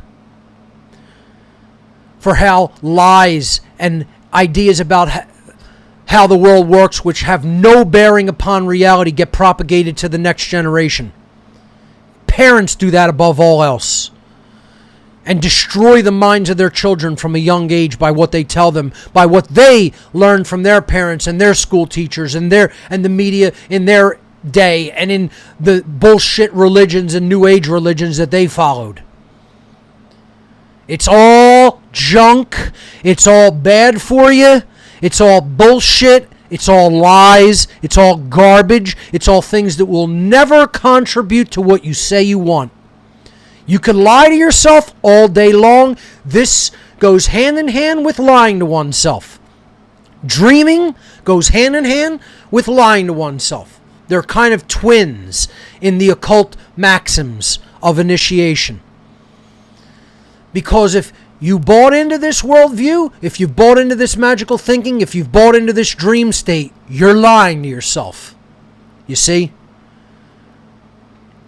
If you tell yourself the truth, if you stop bullshitting yourself, you'll stop believing bullshit. You'll stop subscribing to bullshit. You'll stop putting bullshit in your mind. You'll see these systems for what they are, bullshit factories. Even the family. And I'm not saying a familial dynamic isn't important, but it's got to be based on truth. First and foremost, it's got to be based on truth and morality. That's how true relationships are forged. That's how any true relationship between individuals is forged. You got to be connected to the source of truth, goodness, and morality first. Then you start teaching that within the familial dynamic. Most family dynamics aren't based on that. Don't bullshit yourself. Don't lie to me. Don't lie to other people. That they're based in those dynamics. They're based in mother and father, so-called parents, which aren't anything resembling parents, giving the same bullshit systems of belief and nonsense to their children that they took in, and then burning their brains just like the parents' brains are burnt. That's what most familial dynamics in the world are. And most children who grew up and look at the dynamic of the family don't want to rock the boat. And they don't want to say to the family, you taught me all the wrong things. It's because you didn't know any better. You don't need to hate and revile the people. It's because they were stupid. They were dunces. You know? Let's be realistic and call it what it is. A lack of intelligence. A lack of care to learn the right thing. A lack of care to develop the will within themselves to learn and change. My family dynamic didn't do anything but fuck me up and turn me into a Satanist. If I didn't say to myself all the things that and I'm not saying my family were evil people. They're well-intentioned, but they're pretty dumb. They're well-intentioned people. They're people who don't really want to actively do harm to others, but I mean, finding the truth, any aspect, any statement of truth in anything they've ever really truly believed is almost non-existent.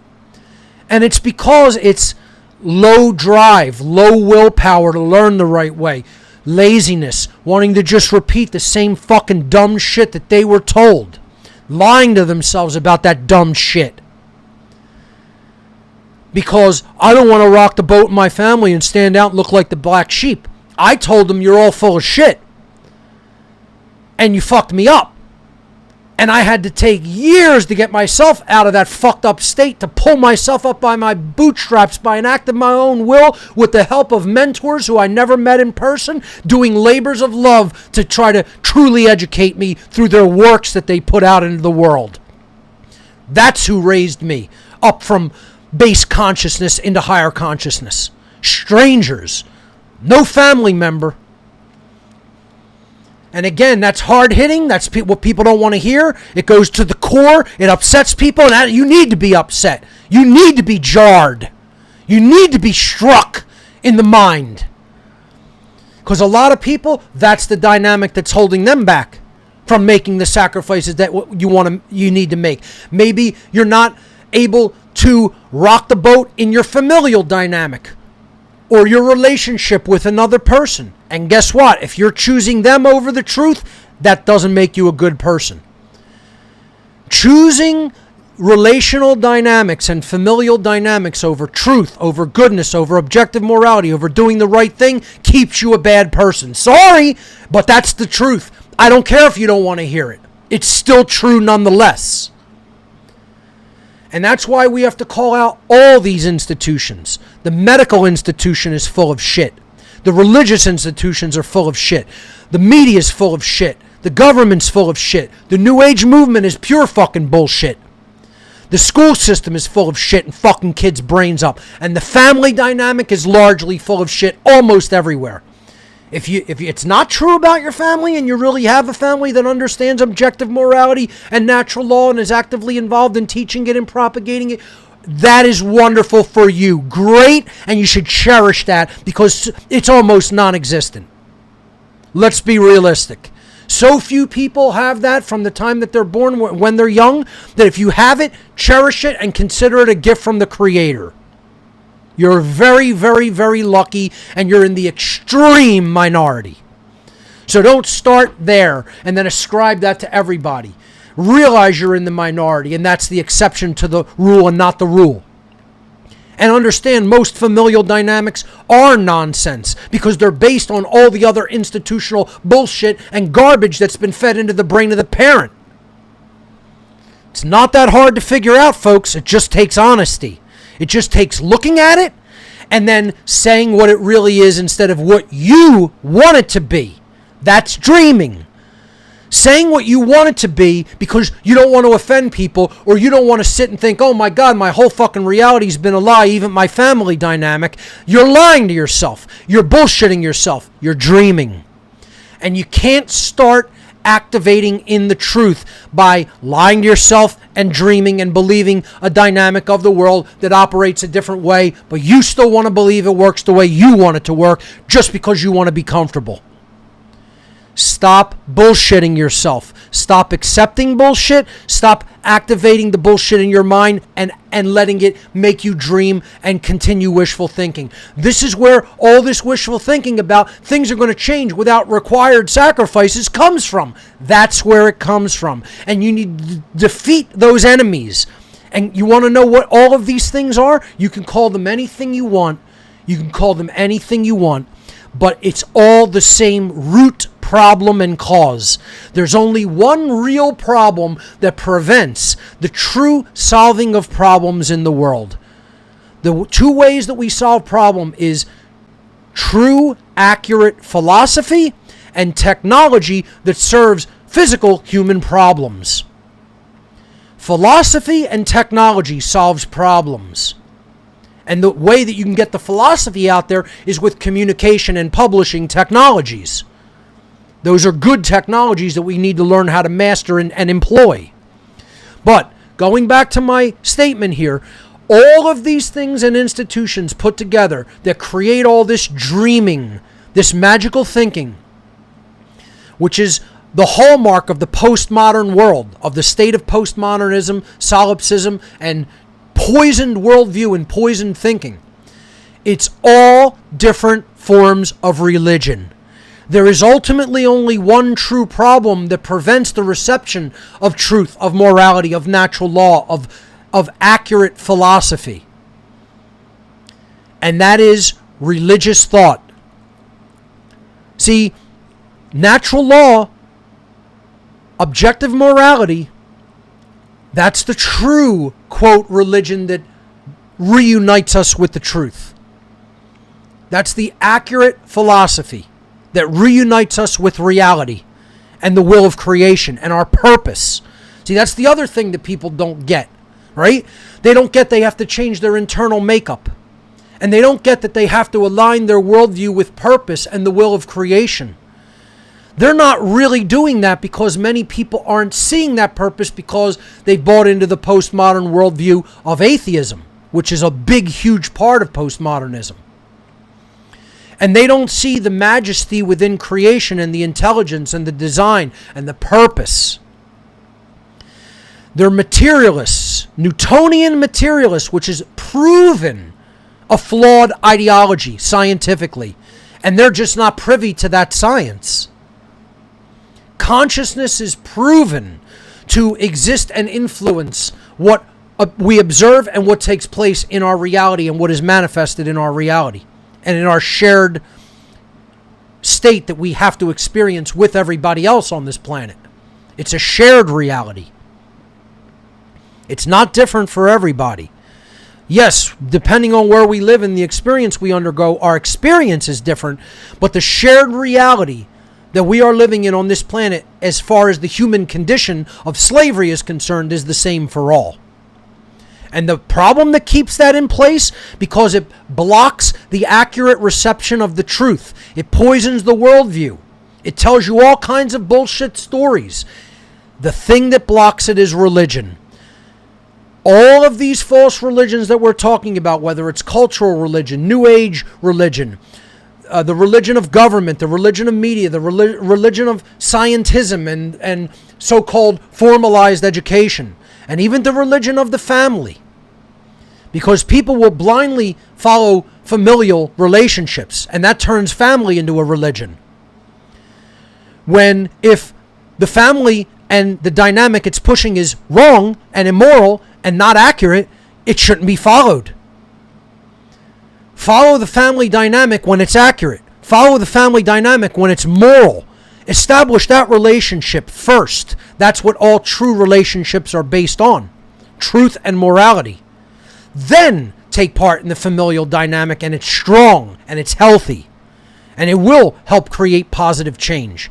But if it's not based in that, do not blindly follow it. It's like blindly following a religion or a cult. And a lot of people don't want to hear this. And again, to speak to this deeper, it speaks to two dynamics that the freedom movement is not actively doing. They have this intent that they want the world to be a just place, that they don't want it to be based in violence, that they want it to be based in voluntarism and cooperation, and that's great. But unless you do the internal alchemical makeup to refine your understanding of the world, to refine the problems, your understanding of the problems of the world, and unless you put forward a higher oriented intentionality, which is, I'm going to align my purpose with the will of creation. That's the thalamic will that we talked about weeks ago. Unless you do that, you're not really in an empowered position to truly change the external reality. You're really spinning your wheels, and you're not really making a lot of forward progress. Those things have to be developed, not only even like to a certain extent before you start doing the work, but then in parallel with it. And you got to keep doing those things and keep refining upward. And again, that doesn't mean you're never going to make a mistake. That doesn't mean you're going to be perfect. And in cases, it doesn't mean you may get things wrong. In certain cases, you'll get overly emotional or angry. You don't beat yourself up over that. I go off the handle with anger sometimes because of what I see people neglecting, not doing, taking frivolously, not taking seriously, taking an apathetic approach to, not getting up off their ass and being completely lazy or cowardly, not making the sacrifices required. And guess what? I'll say those things harshly, and I don't take any of them back. People want to say, oh, you were a bit harsh last week. You're damn right. And I don't take any of it back because the words that I spoke were true. And I don't need to water it down, and I don't need it to give it to you like I'm baby spoon feeding a fucking baby.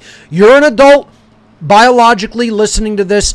If you don't like how I deliver it, learn it from someone else, or you put it out there yourself and show me how it's done in perfect calm. I'm not interested in perfect calm. We're at war. I don't need to say something calmly for it to be true. We're at war. If you can't receive it like that, go receive it from somebody else. It's not my fucking problem. I'm still accurate. I'm allowed to put it out emotionally. I'm allowed to get angry. You don't need to tell me how to fucking do anything that I do. Okay? That doesn't mean if I'm actually have something inaccurate, I'll take criticism or I'll take a correction about that. But when it comes to you telling me how I need to do my aspect of the great work, I'm not interested in your criticism. Go do your fucking own. You'll be judged on your merits, not mine. I don't need to take your advice about how to do what I do and what I've been doing at the highest level that anybody else has been doing on this planet for the last 15 fucking years. I don't need to hear that from anybody who's sitting up with their thumb up their ass. I'm not interested. You don't like that? I don't give a shit. I'm saying it. Get up off your ass and go do the work. Change your worldview. Do the alchemical work to change your internal dynamic of morality and justice. That has to be done equally with the externalized great work of teaching others and trying to transform society toward a just society, a voluntary society. So that's where that wishful, magical thinking comes from. And if you understand they're just all forms of poisonous religion, you'll be largely on the track to correcting it and getting out of that magical thinking, out of that dream state. Most people in the freedom movement still make far too many excuses for the ignorance and inaction of others. Again, they want to say there's no fault to be laid here. There's no blame. There's no moral culpability. Yes, there is. There's moral culpability with the people who are doing the violence. That's the order followers, the police and the military that are holding people under duress. There's moral culpability with the people who are calling for the violence, the politicians, the judges, the lawmakers, the occultists, etc. And there's culpability with people who don't do anything to call it out, who don't do anything to publicly speak what is true and what is right, and speak out against the powers that be, and speak out against the duress and the violence and the coercion and the slavery. All of those people are morally culpable. Staying in a state of ignorance and apathy and inaction makes you morally culpable.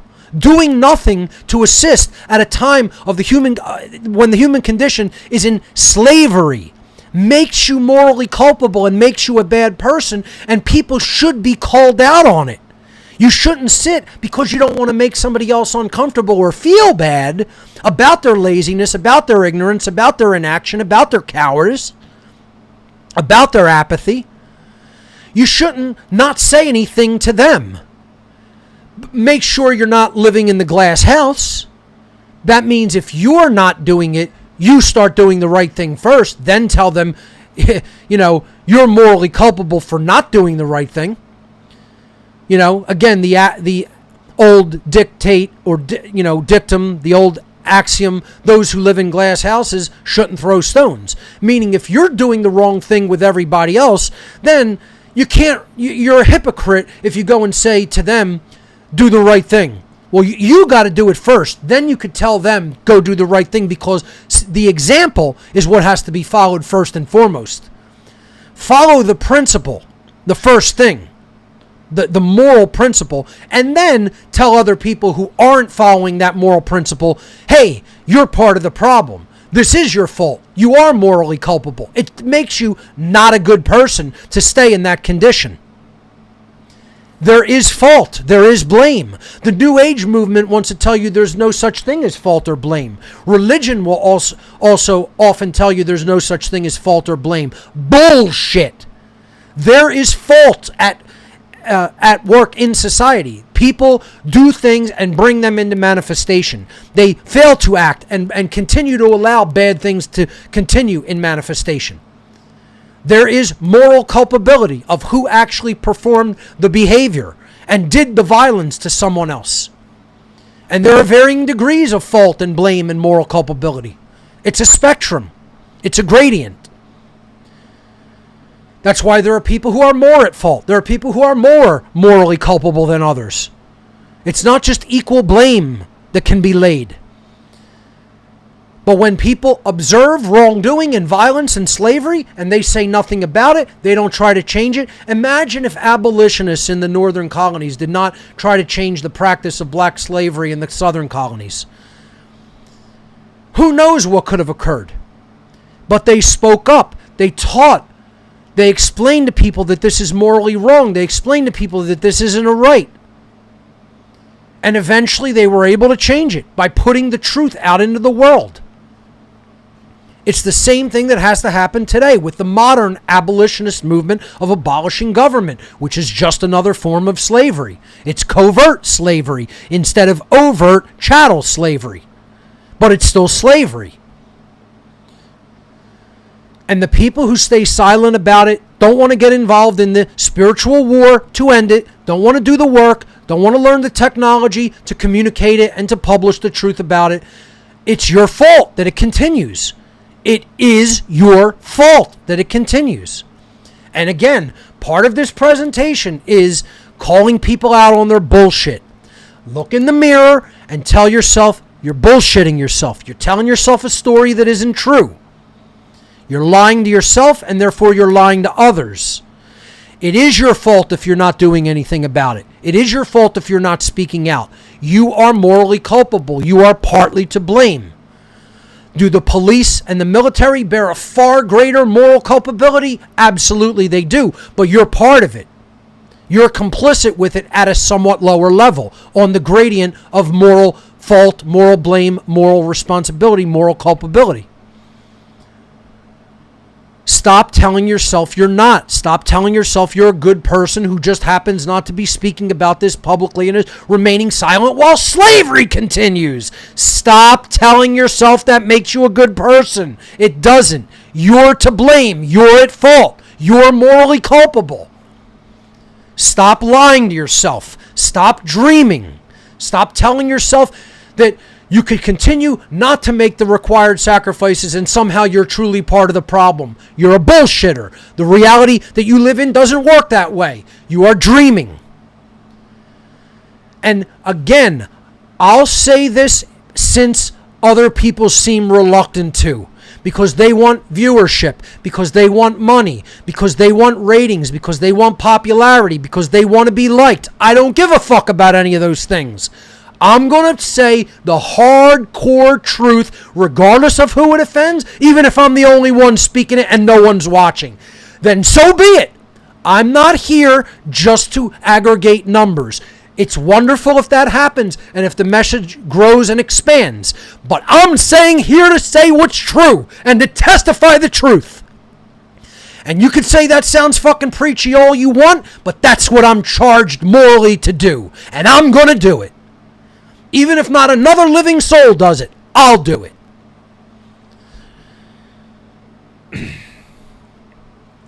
So, stop telling other people they're not to blame. You don't do them any justice. You don't do them, you're doing them a disservice. You're not serving them and what they say they want and their interests by taking it easy on other people. By saying, oh, I just don't want to create a tense or belligerent situation. That's the morally wrong thing to do. You got to call them on their bullshit. If you don't want to call them on their bullshit in person, call them on their bullshit publicly. Everybody who has ever known me, been in my presence, knows if they watch any part of what I'm putting out, what I think of people who are staying silent, who are not truly learning this, who are not putting it out there for other people. It's the only way to solve the current human condition of slavery. It cannot be solved any other way. No, that's not my opinion. That's the way it actually works, and I'm correct about it. The truth has to be spoken into existence for it to gain ground in our world. If people aren't speaking it, the voice of truth goes silent and the voice of the lie prevails. And then that's how totalitarianism and slavery take over. That's how it works, folks. If you don't want to accept that that's how it works, you're dreaming. That's the reality of how the reality that we live in operates. To say that it works a different way is to be in a dream state. And again, that's why it's the second dictate of occult initiation. Stop dreaming. Stop believing the world works a way other than it does. And again, hand in hand with number one, if you are in that dreaming state, ultimately what you've done is you've bought a bunch of bullshit. You're lying to yourself and you're lying to others if you continue to propagate that bullshit. Tell yourself the truth first and foremost. Look in the mirror, accept where you're at, start from where you're at, say what is true about yourself. Then move on from there and start building and expanding and learning and growing. It can be done. Stop fucking being a lazy asshole about it. Get up off your lazy ass, develop some care within yourself to actually change it, and then put the fucking work in to learn how you change it by communicating with others. I don't need to be told how to do that in any particular way. I'll do it the way I want. You go out and do it the way you want. As long as you do it. You're never going to be perfect at it anyway. So, attempt to do a good job. Be yourself. Be who you are. Speak the truth out into existence so that other people can hear it to the best of your ability. That's all anyone can be asked to do. Next slide. Most people in the so-called freedom movement are so cowardly that they will never even consider the possible necessity of forceful rebellion. And this is something that even within the natural law community, a lot of people want to cowardly shy away from and say that may never be, that's never on the table. I see philosophers who taught natural law say there's never a time to fight. Bullshit. There's a time to physically fight an attacker. And honestly, we're long past that time, to be quite honest. We've let it go to such an extent that there's an immense imbalance in the forces of enslavement versus what the people have at their disposal. And that's what makes people think, oh, because you might lose, you should never wage a forceful rebellion. And that's a coward's way out. Many people thought we couldn't beat the dirty, rotten, scumbag fucking limeys in the American Revolution. And again, I'm not saying that about all British people today. But guess what? The people who came over here and waged a fucking a slavery operation on the colonists of this land at the behest of a psychopathic fuckhead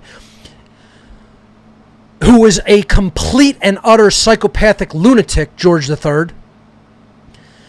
And his low-life fucking minions coming over across a fucking ocean to oppress a people living on this land. And people don't say we should have shot them in the fucking head? Please. Just asinine fucking children. If they didn't do that, you wouldn't even be able to think about these fucking things today. If the ancestors of the people in America didn't do that, the freedom wouldn't even be a fucking idea on this planet anymore, you fucking losers. The people who want to fucking knock the American revolutionaries. Or say they shouldn't have done what they've done. You'd be in fucking physical fucking chains, loser. Shows you how little you fucking know. And then they warned us about a standing army rising us up in our midst. And then we just allowed it to happen. Lowlives who never learned a fucking moral principle in their lives from their lowlife fucking parents and their lowlife fucking teachers.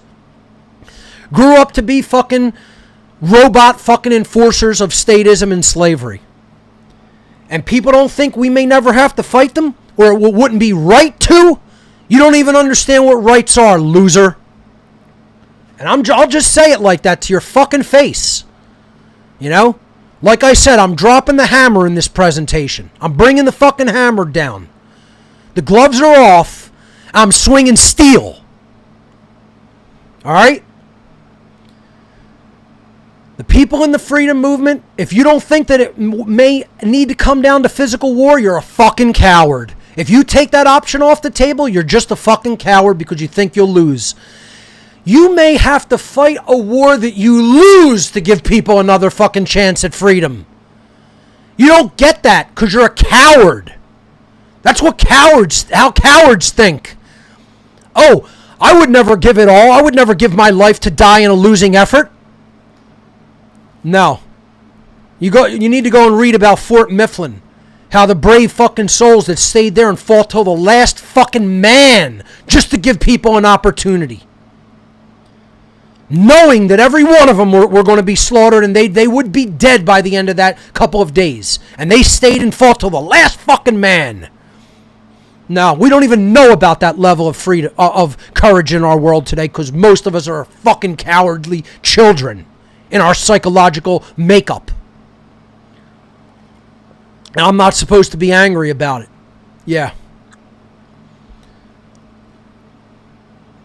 You never, ever take physical rebellion off the table. You never take forceful means. It's not violence. It's a response. It's a physical response to violence. You try the non-physical response to violence first. But if it is ultimately wide-scale refused, war becomes the only option left on the table. And thank the creator of the universe that our ancestors made that sacrifice. And if you don't think that that's true and right, you're not awake and you don't know what the fuck's going on. And you're a fucking naive child in your core of your essence. And I'm going to tell it to you because no one else will say it to you that way. Because most of them are cowardly and don't want to rock the boat. And don't want to have a target painted on them. So I'll do it. That's called the ultimate sacrifice, folks.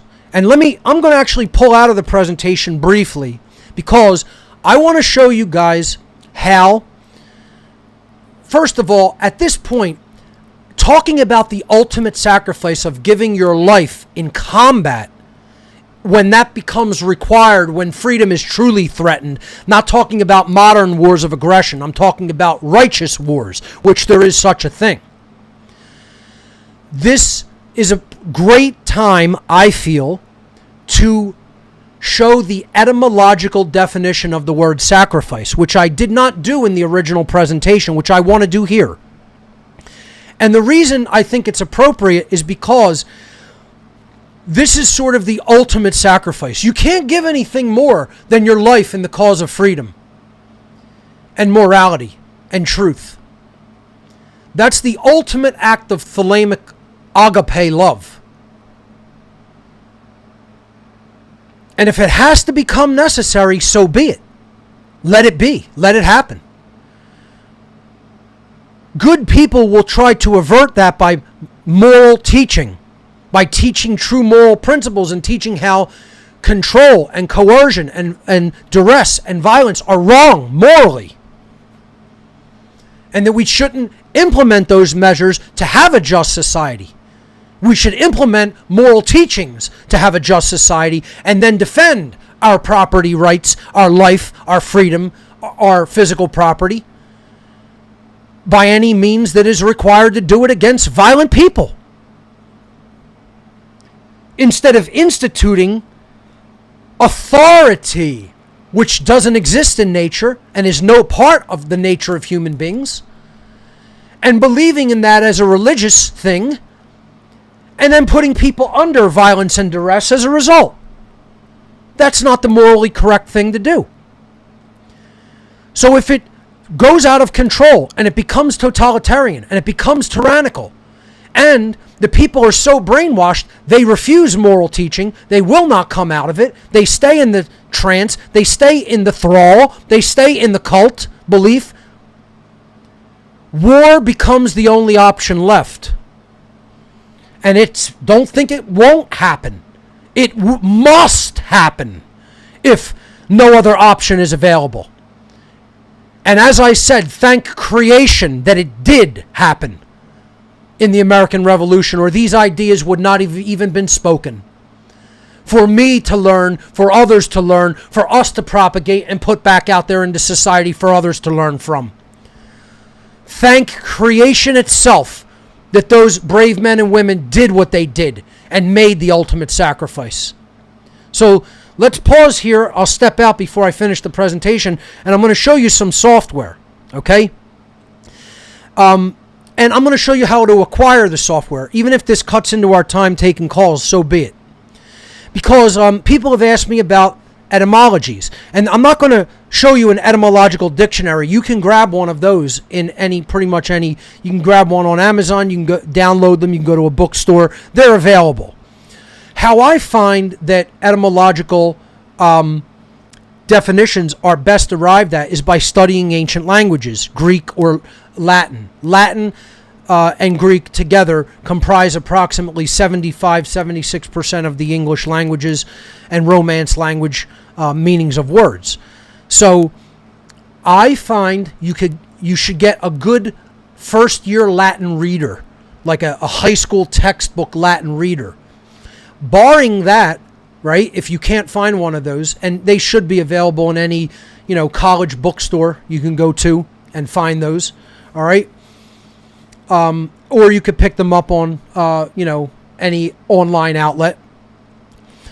I'm going to show you an electronic version of that, but it simply has a Latin dictionary built into it, and you could look up words and, understand how they were derived. So I have the app here. It's called Latin Edit, okay? And when you click on it to open it, it simply opens up like a WordPad type document with Latin on one side and English on the other, so you could practice translating, okay? But this isn't the magic of the app. The magic of, and let me minimize this other stuff real quick.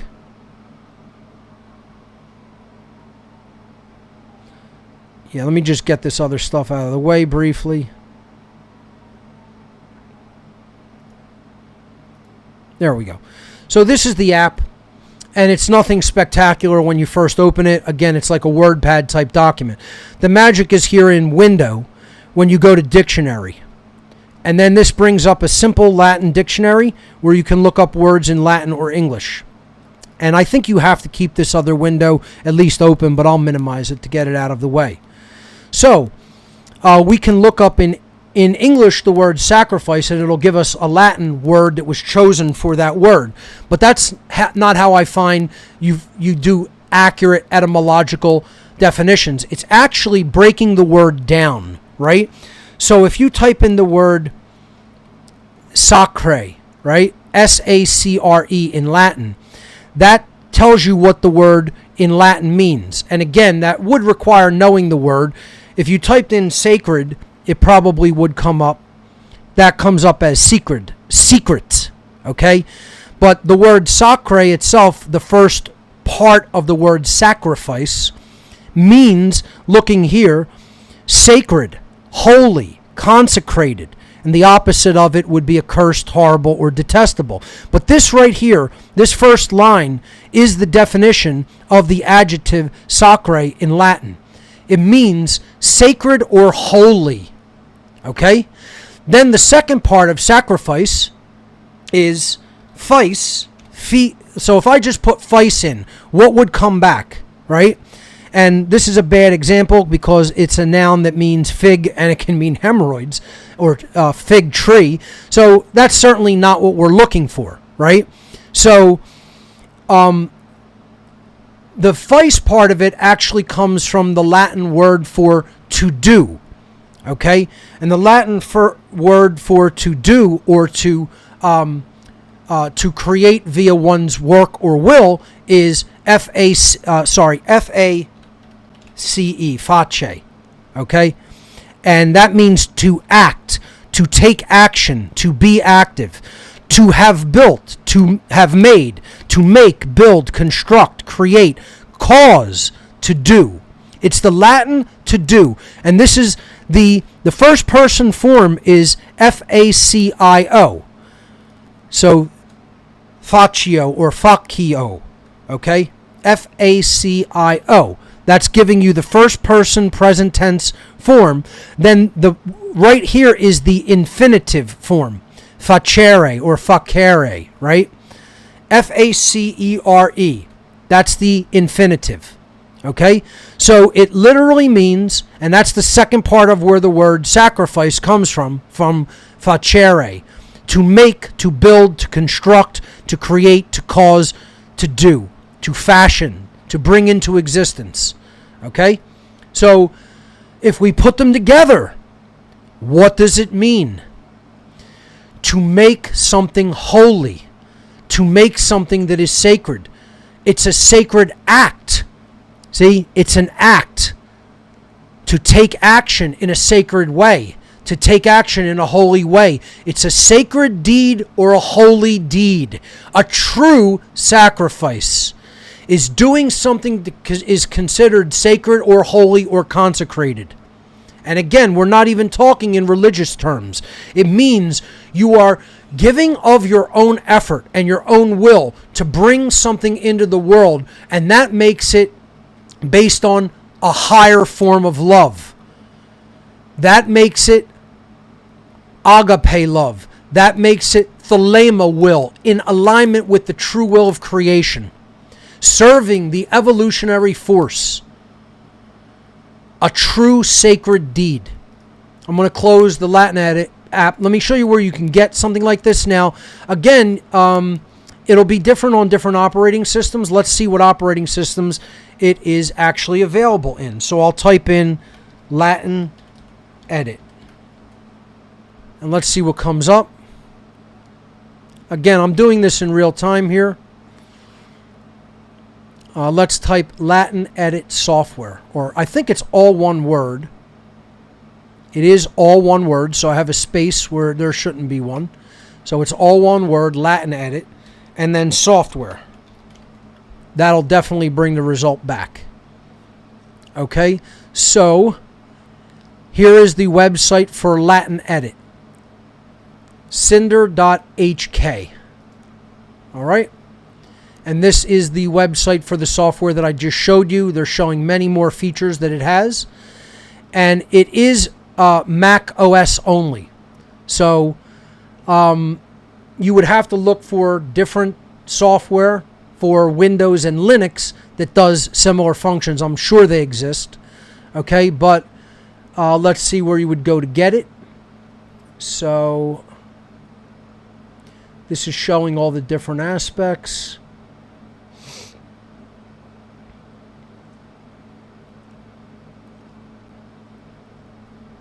I don't know if I just missed the download. Let's see, I'll find the word download on the page. There it is.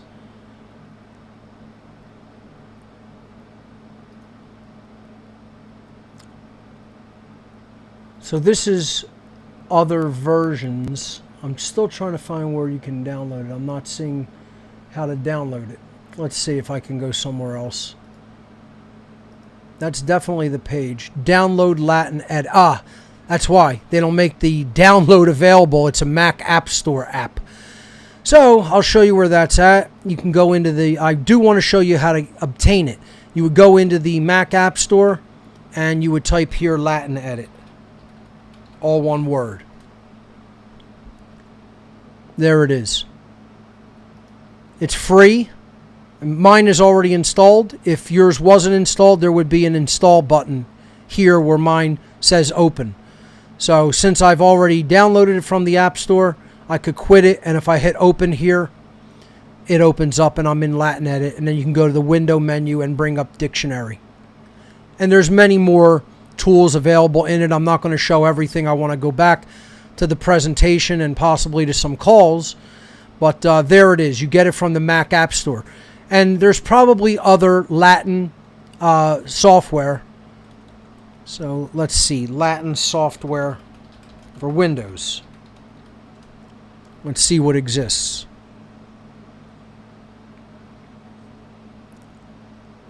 Latin to English Dictionary for Windows. That would be a good start. So they do exist. This one's payware. It's $12. But they're out there. Again, you could also try something like downloading a Latin reader. So, for example, let's go to LibGen. So here's Library Genesis. I have it bookmarked. Let's type in Latin reader. Here's another way you can learn Latin vocabulary. Again, you're going to have to, page through the book, but this is a good place to start. So, Latin reader 2E. I want like an introductory one. Let's try this one, a Latin reader. It's in English. It's a PDF. Most of these are going to be PDFs. So I'll hit this one. And then I will hit this mirror. These are the download locations known as mirrors in old Linux language or old Unix language. So I'll hit this one. And then I'll hit the word get here. That'll download this Latin reader. So it's a it's a 10.7 megabyte PDF. Again, part of what I said I wanted to do is show people little hints and tricks and things that we'll certainly be teaching in the How to Become the True Media seminar, but I want people to see this as well on the show here from time to time. Next year, I definitely am going to do some more technological shows. I'll let this finish downloading and then open it to show you how you can just, basically learn etymology of words through a simple Latin reader. All right.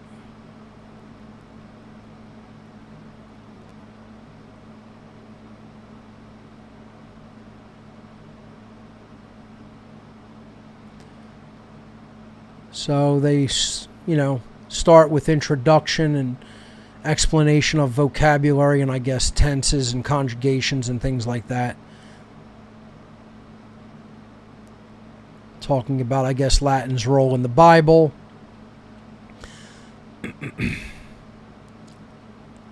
So I guess they just give you,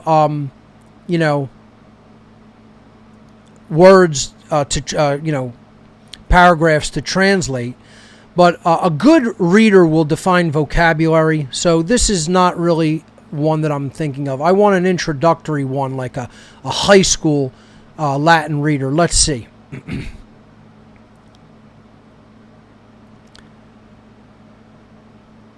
Junior Latin reader. Let's try this.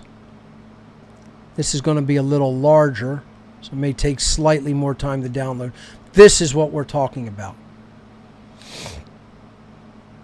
And again, you may have to try a few, experiment and try a few, and some will be better than others. So it's a little bit slow on the download. I'll tell you what, I'll come back to it. Let's jump back into the presentation, and I will come back to that download when it completes to show you how a traditional, like high school level Latin reader is going to, give you vocabulary words to learn. You can, some of them, if they have a good index, you can look up words, and you'll learn conjugation, you'll learn tenses, and you'll really begin, if you follow it through slowly, to understand how most English words are derived from their Latin counterparts. And for me, that's the best way to learn etymology, not just looking at it from a perspective of an etymological dictionary and just taking their etymological definitions. Going into the ancient languages and actually studying those words, you'll understand how similar they are to a lot of English words and where English words' definitions and meanings came from. So I only have a couple slides left, so let's jump back in. Again, the word sacrifice, looking it up in a simple Latin dictionary, an electronic version of one, shows us that the word sacrifice literally means to perform a sacred deed. a holy task, a holy effort, a sacred action. And let me tell you something, folks. The revolutionaries of America probably performed the most sacred duty and deeds out of anybody alive before or since. And that's not just romantic,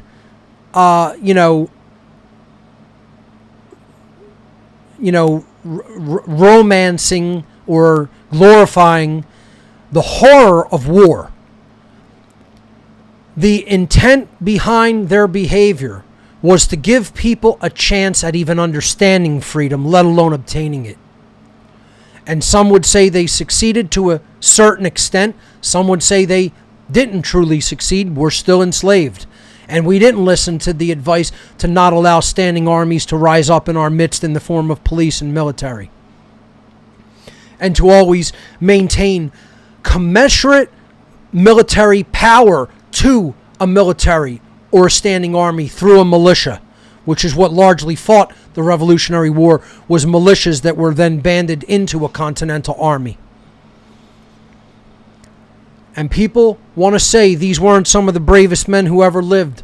People want to say that these weren't actual men of God doing a task that is holy and sacred and based in true love. You wouldn't even have the chance to listen to or express these ideas if those men and women didn't do what they did, didn't do the holy deeds that they performed. To have to go to war, to fight, to give freedom another chance before it absolutely died out. And if you don't think so, you're just fucking wrong. And you're just a fucking child who got it wrong. That's all it is. I'm not even going to attempt to convince you of that. There's a plethora of correct information about what really took place in that time period. And if you haven't figured it out yet, you're just fucking lazy, stupid, both, or you're just fucking an immoral person who doesn't see the right in what was done in war, in the Revolutionary War.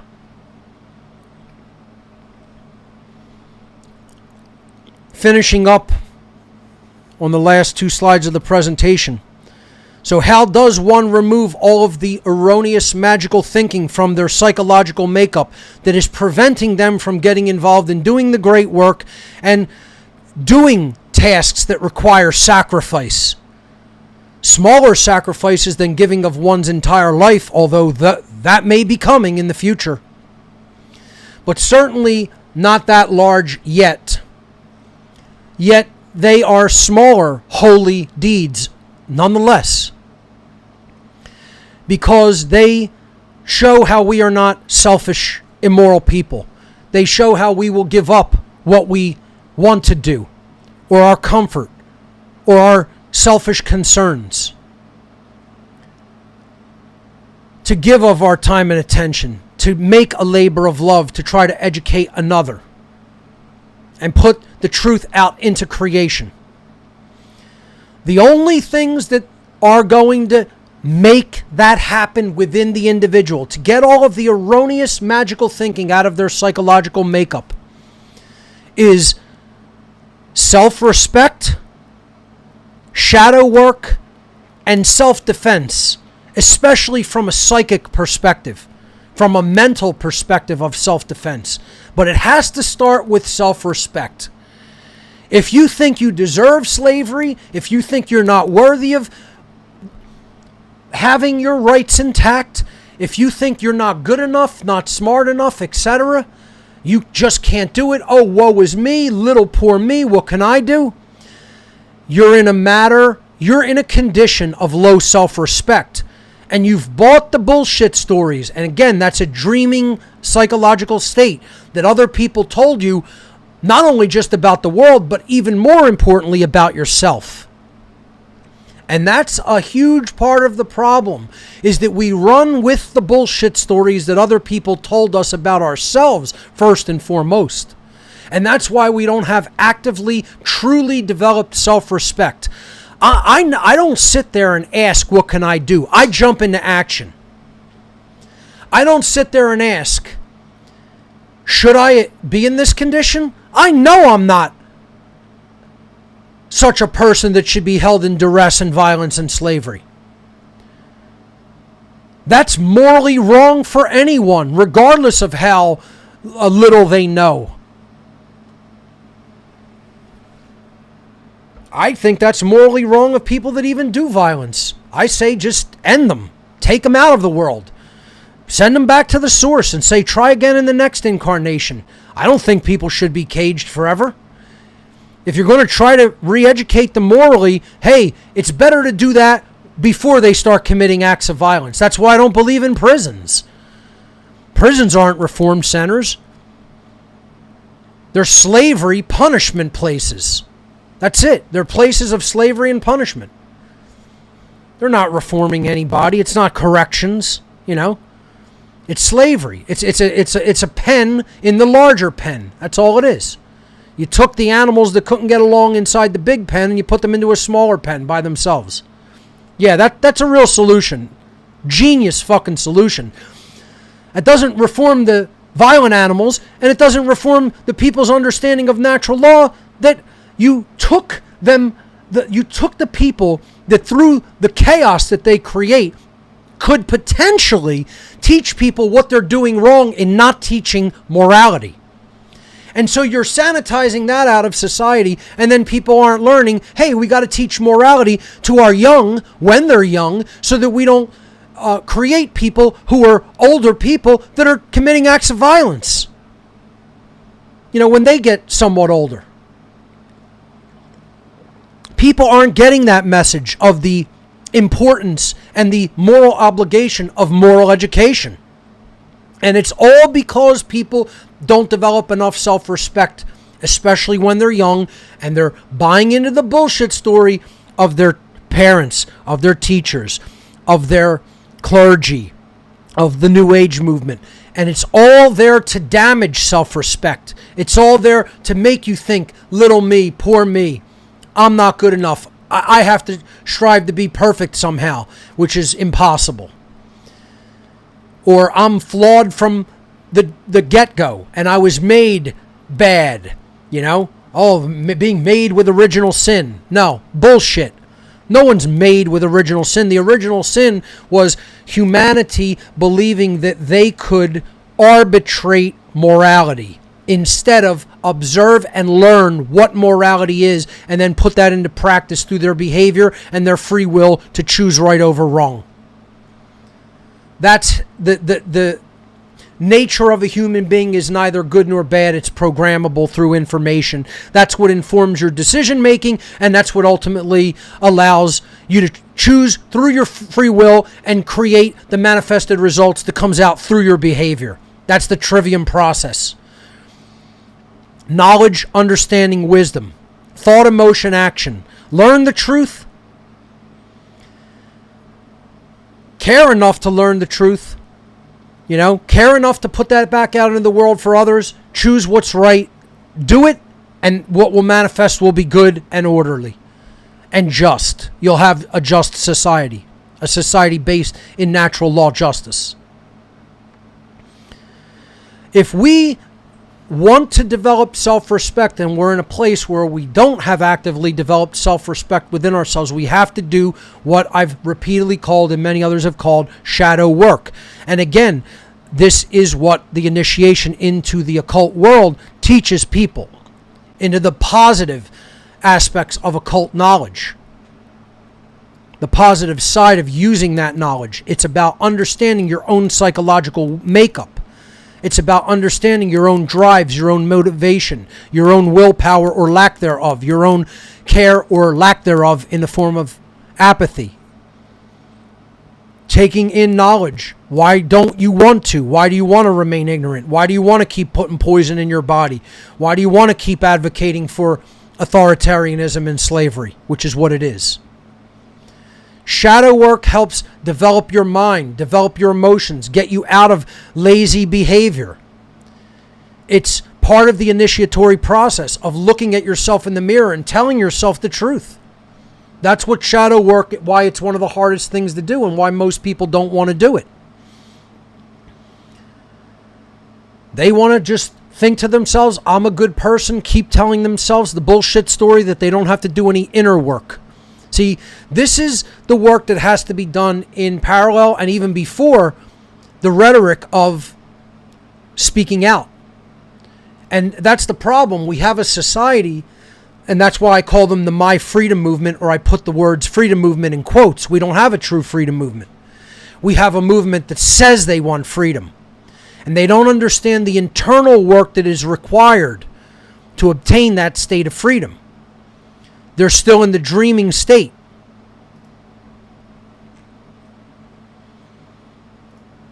So, shadow work is sitting with yourself, asking yourself, what have I done? Why haven't I done anything? See, I ended last year's season with saying, you got to ask yourself the question, what the fuck have you done? Don't keep making critiques on other people. Understand work that other people put out into existence to try to morally educate people, then do your own. And if you're not doing your own, ask yourself why. What's holding you back? Only you can answer that. It's probably a matter of self-respect in some form. Or you haven't done the self-defensive work. See, there's that sacred feminine principle of self-respect, which is largely internal and nurturing. And then there's that sacred masculine principle of self-defense, where you have to excise the psychic poison that you've taken into your psychological mindset, the framework of your psyche, your worldview. All of those poisons, you got to say no to them. You got to push them out. You got to detoxify from them. Shadow work is the bridge. That's why it's in the middle. That's the linchpin. Okay? It's the fulcrum point. That without that, you're not going to develop self-respect and psychological self-defense. Shadow work is the fulcrum point that bridges and unites the sacred masculine and feminine internally. These are internal principles. Self-defense obviously could be an external principle, but in this aspect, we're talking about excising poisonous worldviews and beliefs from one's psychological makeup. So in this sense, this is internal self-defense. Self-defense is not only done with weapons, it's done with the psyche. It's done with philosophy. It's done with the trivium. It's done with the discovery of truth and the discovery of objective morality. Shadow work is the missing dynamic in all of society at large as a whole, collectively, that we're not doing, that if we don't do, we don't really have an inwardly developed sense of morality and natural law and justice. And that's where it lies. It's not law that's written in textbooks. It's law that's written in the human heart. Without that internal alchemical work, you're not going to understand it. You're not going to definitively find it and definitively understand it and know how it works. And then you're going to make errors from that point forward that are going to compound and become errors that all of society not only does, but propagates down to the next generation. With the shadow work, we develop internal self-respect, and that leads us to do the internal self-defense things that will let us do things like purge poisonous ideologies and worldviews. That's detoxifying the mind. Then we'll purge toxins from the body, detoxifying the body. Again, that goes hand in hand with the occult initiatory dictate number 5. Activate the physical body. With tons of poison in it, are you going to be activated to do the great work? No. You're going to be lazy. You're going to be lethargic. You're not going to want to take action. You're not going to have energy. Self-defense also comprises getting rid of toxins from the body.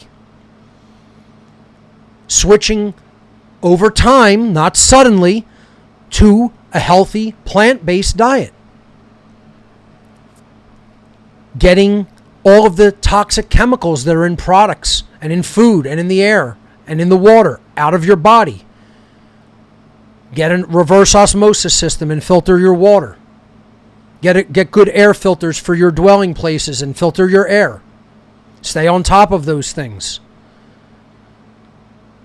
Put high energy nutrition into the body through juicing and blending. Things we talked about when we talked about nutrition. Understand the law of assimilation for the body. Most people don't understand it. Go and revisit the shows that I did on health and nutrition and really understand the law of assimilation about what it takes to break down things that are more highly differentiated versus less differentiated matter. It's why plant-based is going to long-term be optimal, and it has to be transitioned to, especially if the body is used to something else. But once again, this is all part of self-defense internally. Use good filtered water to help push toxins out of the body. Understand adaptogens. Understand detoxifying agents. That's part of self-respect, is to want to do this. So that's how it flows. The shadow work that we do, which is telling ourselves the truth about the world and ourselves and our role and purpose in it, will help to develop self-respect so that you don't want the bad treatment, you don't want the slavery, you don't want the poisoning, and you're angry enough to do something about it. You're self-motivated enough to do something about it. You have respect. You say to yourself, I'm better than this. I don't deserve this treatment. I'm not going to take it. I'm going to do something about it. Then the self-defense work is you're starting to do things to say no to the existing system that diminishes its power and empowers yourself. Improving the body, improving the mind, detoxifying the body and mind. All part of internal self-defense. And then you're in a position, once you purge all of that erroneous dream-like thinking and the harmful psychological state that you were once in, the degraded psychological state, that's, if you propagate, it's going to be harmful to others. You can get out of that, and then you could become a force for goodness. You could become a force for natural law. You could become a force for true justice in our world. Let's move on to the final slide. Ultimately, all of that is a function of courage. When it's all said and done, when it's cut and dried, and it's all laid out on the table, the ultimate force that has to be engaged is internal courage. To even begin to want to look at oneself and to lead an examined existence, to ask yourself the necessary questions that are going to tell you the truth about whether you're doing the right thing and making the required sacrifices. The dynamic that has to be developed is courage. And again, this is going to come out of the beginning of the work, of the self-work. It's going to come out of shadow work and self-respect. This has to be developed if you know you're up against dark forces and evil forces, and you're going to fight them in spite of fear. Courage is not the absence, the complete absence of fear, ladies and gentlemen. Courage is the force that you develop inwardly that makes you act and do the right thing even if you have fear present in your psychological makeup. It's right action in spite of fear. And the ultimate form of courage is when you stop worrying about dying. As I've said innumerable amount of times here on What on Earth is Happening, the fear of death is the beginning of slavery. The ultimate form of courage that we have to develop is we have to stop worrying about what bad things may happen to our body, or even what bad things may destroy our life itself. That may happen even if we choose to do the right thing, or even because we choose to do the right thing. I say go back to examples of men and women who fought in righteous wars and lost their lives. Not wars of aggression in the modern day, but righteous wars. And if they hadn't given of that ultimate sacrifice and done that ultimate holy deed, that holy action, what kind of evolutionary progress would humanity have made or still be making? Without that sacrifice, in many instances, no evolutionary progression would have been made. It would have stagnated at that point if they had rolled over, done what they were told, or just allowed themselves to be taken or killed. We wouldn't even be exploring these ideas today if that sacrifice was not made by those people. Think about how much courage that took. Some of them knowing that they weren't going to come back. And once again, I'm not talking about modern military veterans. I'm talking about the people who truly did the right thing in battle. It's an altogether different dynamic than what the modern military has. They're aggressors. We're not talking about the same thing. They don't have real courage. They're actually the bad guys following orders from psychopaths and lunatics that want to destroy instead of actually truly teach morality and protect human rights. They're not protecting anything today. I'd say to an extent World War II was righteous. And the last one really before that was the War of 1812 and the Revolutionary War. And that's just about it. There were others. The Haitian Rebellion, the Haitian Revolution. Although it again didn't long-term succeed. Because any act of physical rebellion and righteous war, unless it is followed by intense moral education, is long-term doomed to failure. So we're not talking about just being quick to jump to war. We want to avert that scenario by teaching morality, by teaching objective morality and natural law. But if a sincere effort is done to morally educate the public and it is refused, what were we supposed to do? Lay down and let the psychopathic boy king and his henchmen just take us? Let Hitler and the Nazis and Himmler and the occult order that's inside the Nazis of the Black Sun just take the world? No. Physical rebellion through courage is required at some point.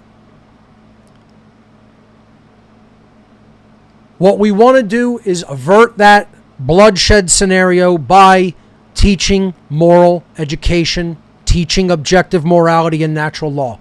And that takes courage in and of itself to do. That's an act of courage. Developing self-respect is an act of courage. Doing the shadow work is an act of courage. Doing internal self-defense to purge mental toxins and belief systems and to purge physical toxins is an act of courage. Courage underlies it all.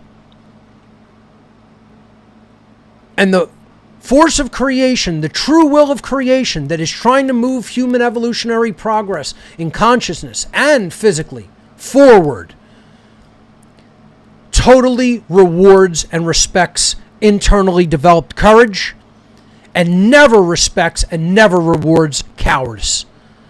There's a saying, there's a phrase that goes about in the freedom community. God hates cowards. And let me tell you something, folks, no truer words were ever spoken. You may think I'm going to be one of the New Agers or the religionist that says God doesn't hate anything. Bullshit. The force of creation that is its will, its intent, its purpose, its intelligence is entirely wholesale designed to push evolutionary progress forward in the natural domain, in the physical domain. Loves courage and hates cowardice. Courage is based on the dynamic of love, evolutionary development, true will, agape, higher love. That's what courage is a form of that. Cowardice is the destruction of that form of love. It's the destruction of agape. It's the involutionary force at work.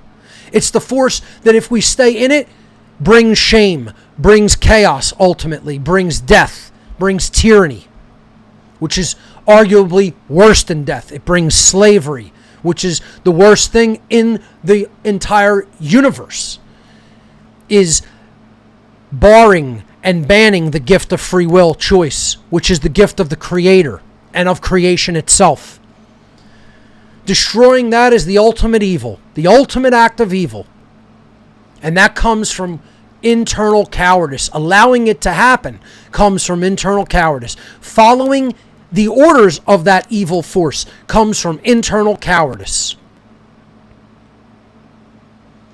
The process is, if you want to develop a true inward sense of real justice, of natural law, you want to commune with that force. You want to commune with that innate, inherent intelligence in the universe. You have to do the shadow work. That's the internal alchemical work that has to go hand in hand with the desire for justice on a worldwide scale. That desire, that intent, that's great. It's got to be present. We got to want a just society. We've got to want a society that's voluntary and based in natural law and is based in true morality. But that's only where it begins. That desire and that intent is only where it begins. You have to care enough with the sacred feminine to do the shadow work on yourself. Ask yourself why you're not actually reaching out with the voice of truth and speaking that. Why aren't you doing the great work? Why aren't you active? Why aren't you morally educating others so it grows the dynamic that you say you want to see? And that's because the shadow work has to be done to develop courage. First and foremost, that's the internal desire for real justice, for natural law, for the triumph of natural law. That's an internal aspect that is based in pure courage. And when you do that, that's when you're going to be working on your inner sacred feminine of self-respect. But courage is the force that underlies that. It underlies all of that. Once you develop that self-respect, that's going to drive your behavior. You're going to stop asking, what can I do?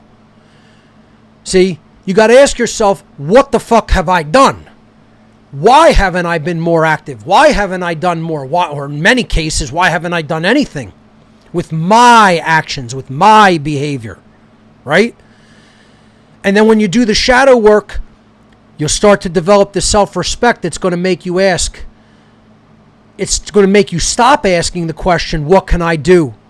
And then you're going to simply go and do it.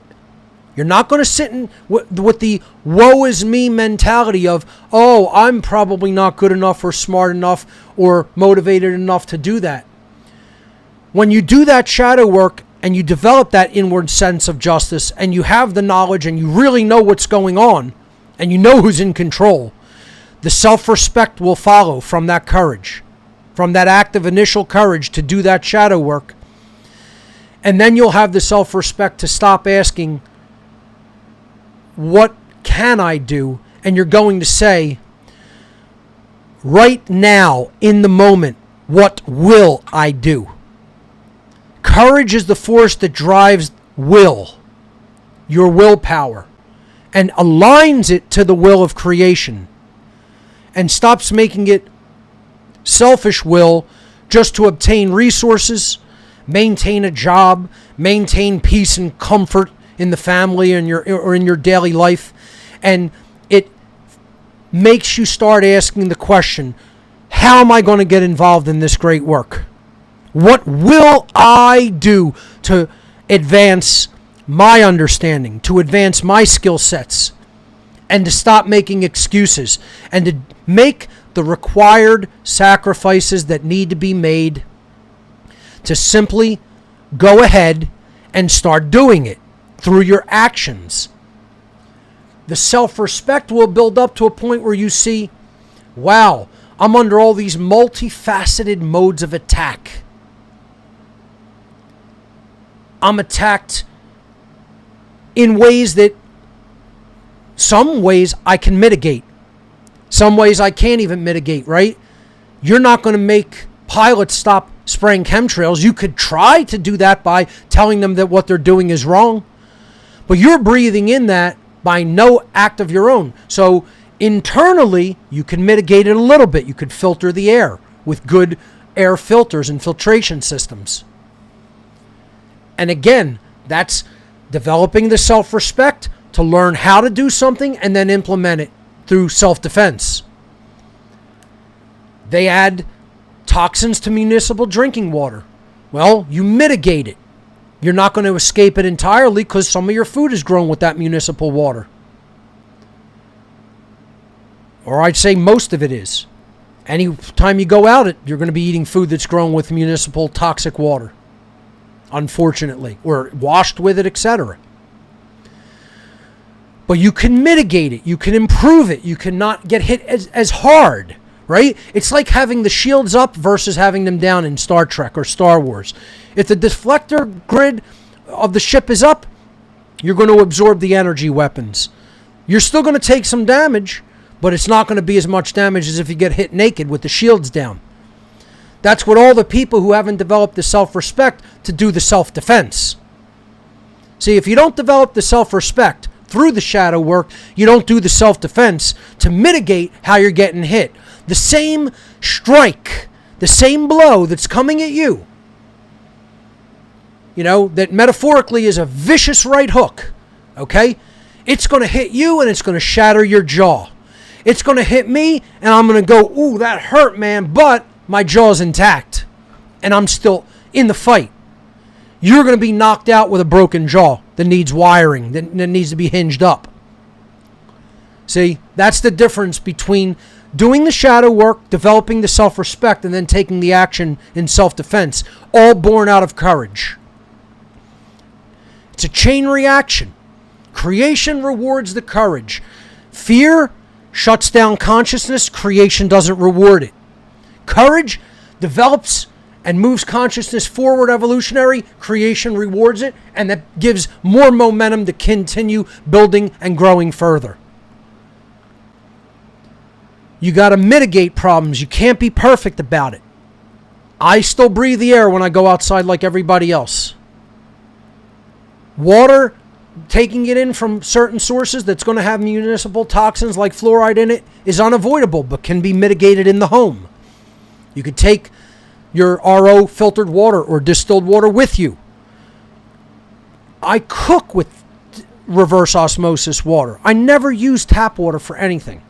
I don't even want to put my hands in it to clean the dishes, because a lot of that will get absorbed through your skin. You can mitigate it. Filter your water, filter your air. That's all born out of self-respect. It's all a function of courage. Activate the physical body. Get the toxins out. Put good nutrition in. And then develop the courage through that shadow work and that self-respect to speak out. If we don't understand that this is what our purpose is to do at this time, to end slavery, to act rightly by speaking out, we haven't done the second truly necessary thing in conjunction with doing that alchemical shadow work and developing a true inward sense of justice and inward care for justice. We're not realizing our sense of justice and our place as a holographic, individuated consciousness within the greater whole of consciousness. We have to take up our role and our purpose in that greater will and that greater whole.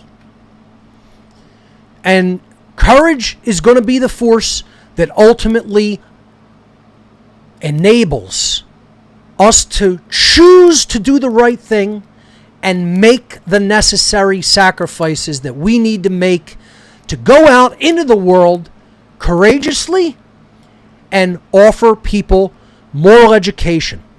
Offer them truth publicly. If we develop that courage, we'll see a very drastically positive change happen in our world for the better, which is what we all say we want. Ladies and gentlemen, that concludes this episode of What on Earth is Happening.